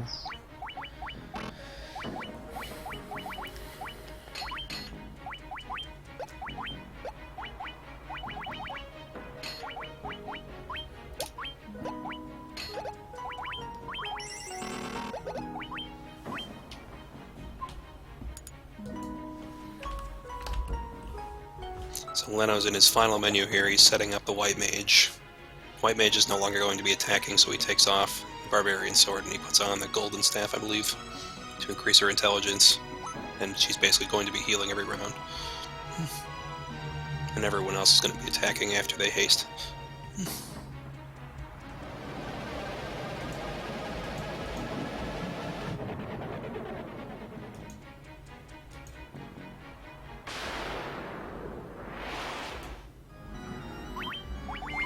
So let's see what Chaos brings to us this time.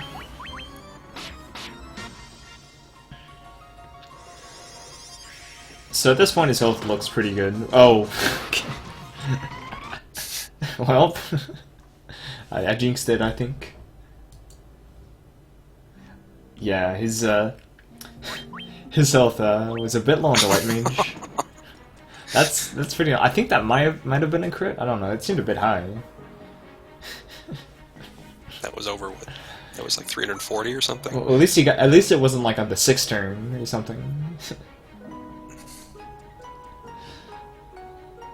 Yeah, at that point it was just better to reset. Like he could have tried to climb his way back to the top, but the time he would have lost. I mean, Leno has just been getting bad luck throughout. His Chaos Run was okay, besides, well, no, the Chaos fight. Yeah, he was a little risky, Lich, but other than that, he's been fine.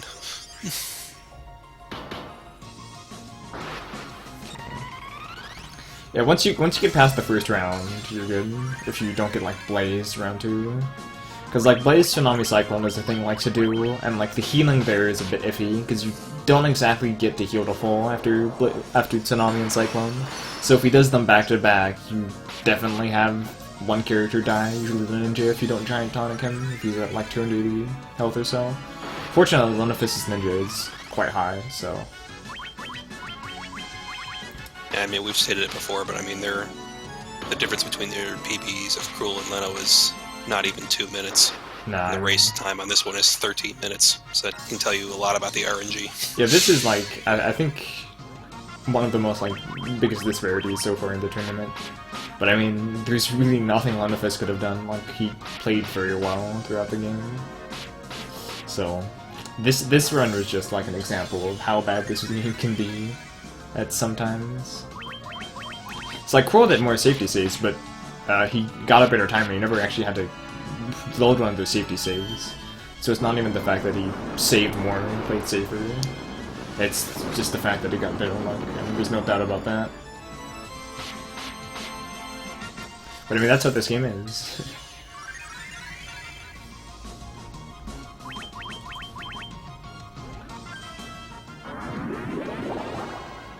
I mean, in all fairness to Crrool did get a bit unlucky towards the end of the run, because he was on world record pace for the first half of it. Oh yeah, for sure, he lost like 6 minutes after Ice Cavern. Crrool beat him with the credits. He had a 120, 137 in-game time. The in-game time of this game is completely inaccurate, and GG. We both finished.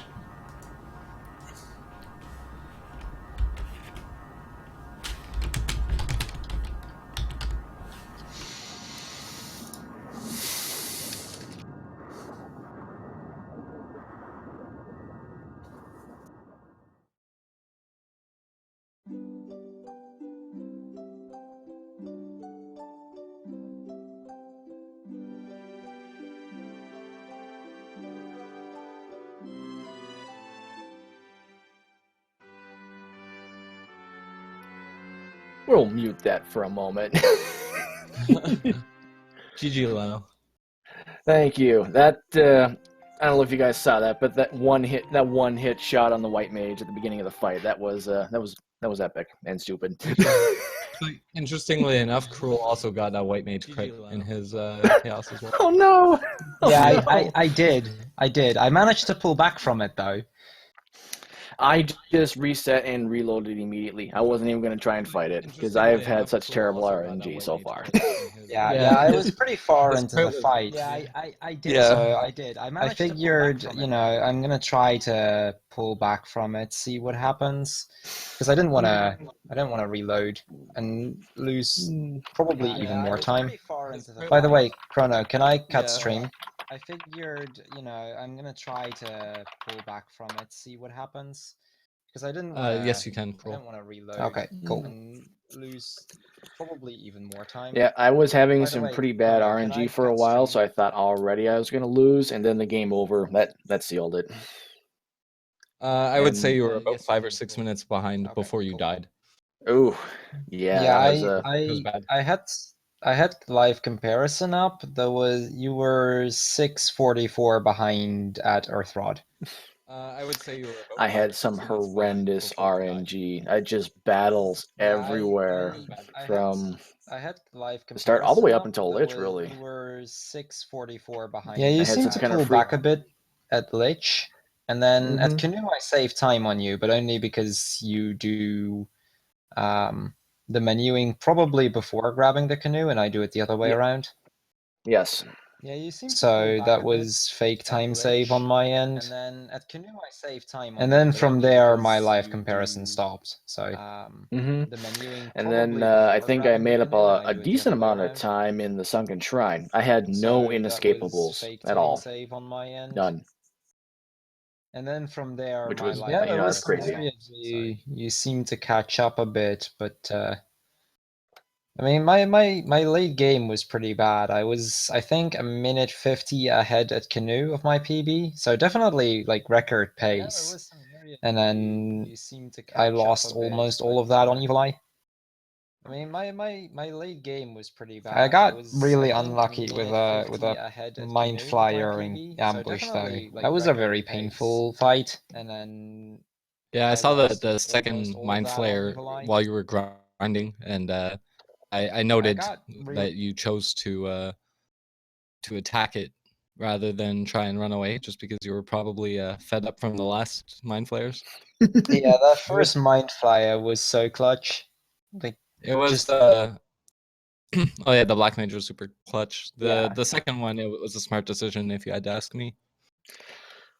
I think I lost a chunk of time in the ice cave because I had all of my characters at low HP. I was expecting to have my thief and warrior die partially in, and my fighter dies. Like immediately, my thief gets down to 1 HP, and I have to kill everything from then on out until I get to the evil eye. So I think I lost a chunk of time to that. In that situation, no, I would revive. I mean, Okay. you can even make an argument for potioning once, because you're still expecting to get them killed by Thundara anyway, and it's Yeah. faster to have them alive so that you can run. Definitely.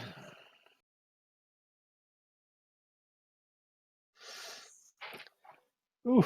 So I'm gonna direct my questions at you first, Leno. Okay. So that race, what was your going through your mind throughout that whole race? Because I think that was an example of everything that can go wrong will go wrong. So how did you keep it together mentally? Well, I'm used to having this happen when I run because I've been running this game for the better part of 5 years now, this particular version. So it's okay. If it's just a bad RNG segment, just grind it out because eventually it will turn around. Because this game, this has been brought up during the first race. This game is fairly consistent, but it'll have swing periods. You'll have periods of really bad RNG and periods of really good RNG, and they'll balance themselves out. So I knew if I just stuck with it, I would be able to at least make up some time. So I wasn't worried about that. And I was gaining a lot of hit points because of RNG rolls, so I knew that I shouldn't worry about death as much later in the game. And that's why we pick up the Giant's Tonics, because we'll get bad RNG rolls and we'll have to use 1 or 2 on our Thief or Black Mage or someone else. And I had to use 1 for the Black Mage in this instance. Crrool, did you end up using any Giant's Tonics? I had to use 1 Giant's Tonic on my Black Mage. My Thief was at 295, I believe, Okay. So I felt like that was more than enough. But my black mage was at like 230-ish somewhere. So I used one on Two- him. Okay. Yeah. 226, if I recall. Was your black mage? 26. Yeah, sounds about The right. Giant's tonics. The Giant's tonics, like several other items that we pick up, is for RNG mitigation. We try to reduce the impact of random numbers as much as possible with the actions that we take, and the Giant's tonics is one of those items that will help with that. So, Leno, on the sandworms, the earthquake, we all knew when I tested this that was a thing, a very rare thing, but still a thing. You had brought that up during the first race too. So what went through your mind when you got them ambush and all the earthquake went off? What went through your mind? Well, when I saw the ambush, I'm like, okay, this is bad. And then when I saw the earthquake, I'm like, this is really bad. And then when I saw 3 of my characters die, I'm like, this is really, really bad. And then when I saw that last earthquake, I'm like, yeah, that's bad. So what compelled you not to safety save in Citadel? I'm not really sure, because Citadel itself is relatively safe, but I don't really think of traveling on the world map as being all that dangerous. Oh, I don't want to save over that one. So I just got cocky, and it bit me in the butt. Yeah, I said during the race that if I had to hazard a guess, the odds of what happened to you with the earthquake, not only getting the sandworms, but getting the earthquake, and then getting the ambush, everything combined was probably about 1 in 1,000. Mhm. So, Wait, incredibly unlucky. did you just get a 129 in game time? Yes, I did. That's well. What? Yeah, that's because of the game over. That's because of the game over. Oh, I, yeah. I had to load a save from the ice cave. I mean, in-game time means That's- nothing in this game, but still. You forgot. True. Like you got. I think that was like that's 8 minutes faster than mine in game time. That's why we don't use It's in-game pretty time for this ridiculous. game. By the way, it's completely inaccurate. Yeah, So, the in-game timer on this is so horrendously inaccurate. But I So- still think you could have won if you hadn't died. Seeing Crrool's law. It's possible. Because So I made up a lot of time in Mirage Tower and Second Shrine, I think. Alright. Yeah, later in the game, I believe you did make up a lot of time. I felt like it was a lot more after you had died and compared to what you actually ended up as. That might just be a feeling, though. Mm-hmm. So Leno, you have to win 3 more to take the whole thing. How do 3 you more. how do you feel about your how do you feel about your got chances? this. You We got this? got this. All right, well, GG, and we'll see you in the next race. Excellent. Crrool. So, for you, on the other hand, you were way ahead at the beginning. You had your splits up, I assume, so you saw your pace. Yeah, You were I well ahead saw of my world pace. record. Yeah, You I were was, not only ahead of world record, but you were ahead of Chrono's PB as well by over a minute at Vampire. So when I saw you the had the gold- race comparison. Yeah, You- I had race comparison, but I switched to my regular comparison a couple times as well. And when I saw that gold on Vampire, I saved almost half a minute on my PB.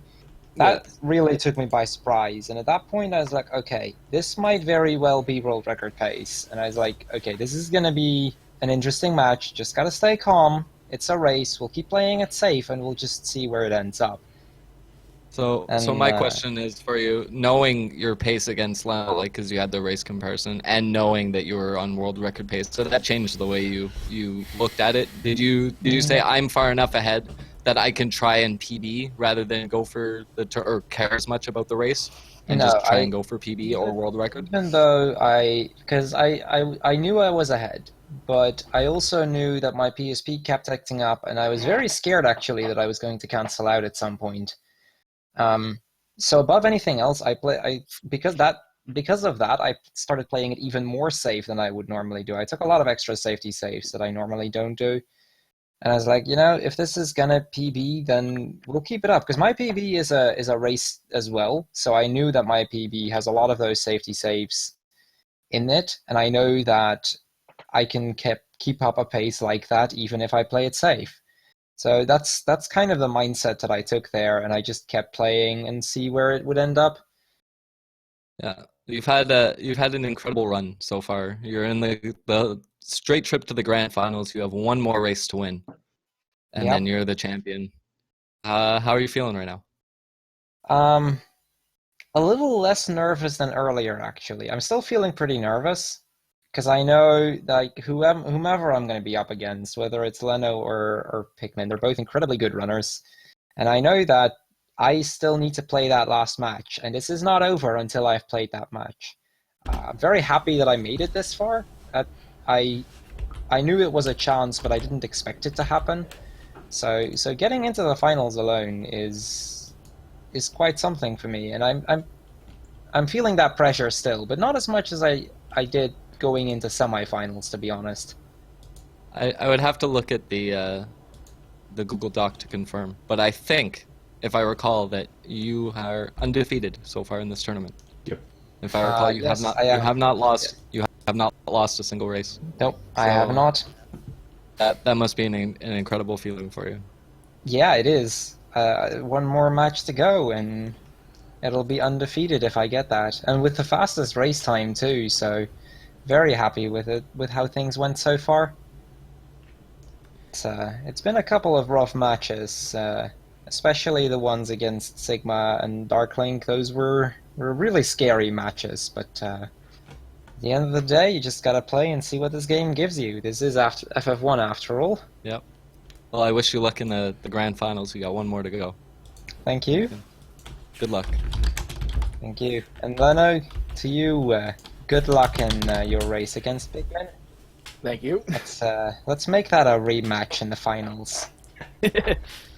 Or two. Let's do it. Or Or two. two. Yes. It's not impossible. I would just like to say thank you to the organizers for the tournament and for the opportunity to commentate. You're very welcome. This has been awesome. Oh yeah, it has been a lot of fun to run in this tournament. I've been very happy, very sad, and everything in between, so it's been a lot of fun. I'm glad so many people that- participated. It was definitely tons of fun. While we're at it, I'd also like to thank RPG Limit Break for hosting the finals. Mhm. Never in my wildest dreams did I ever imagine over 400 people watching Final Fantasy 1. Yeah, that is quite an insane number. That is definitely very happy with how many people showed up. So Shout many outs thanks to, many yeah, thanks to shout outs- Puexel Definitely. and the RPG Limit Break team for having us.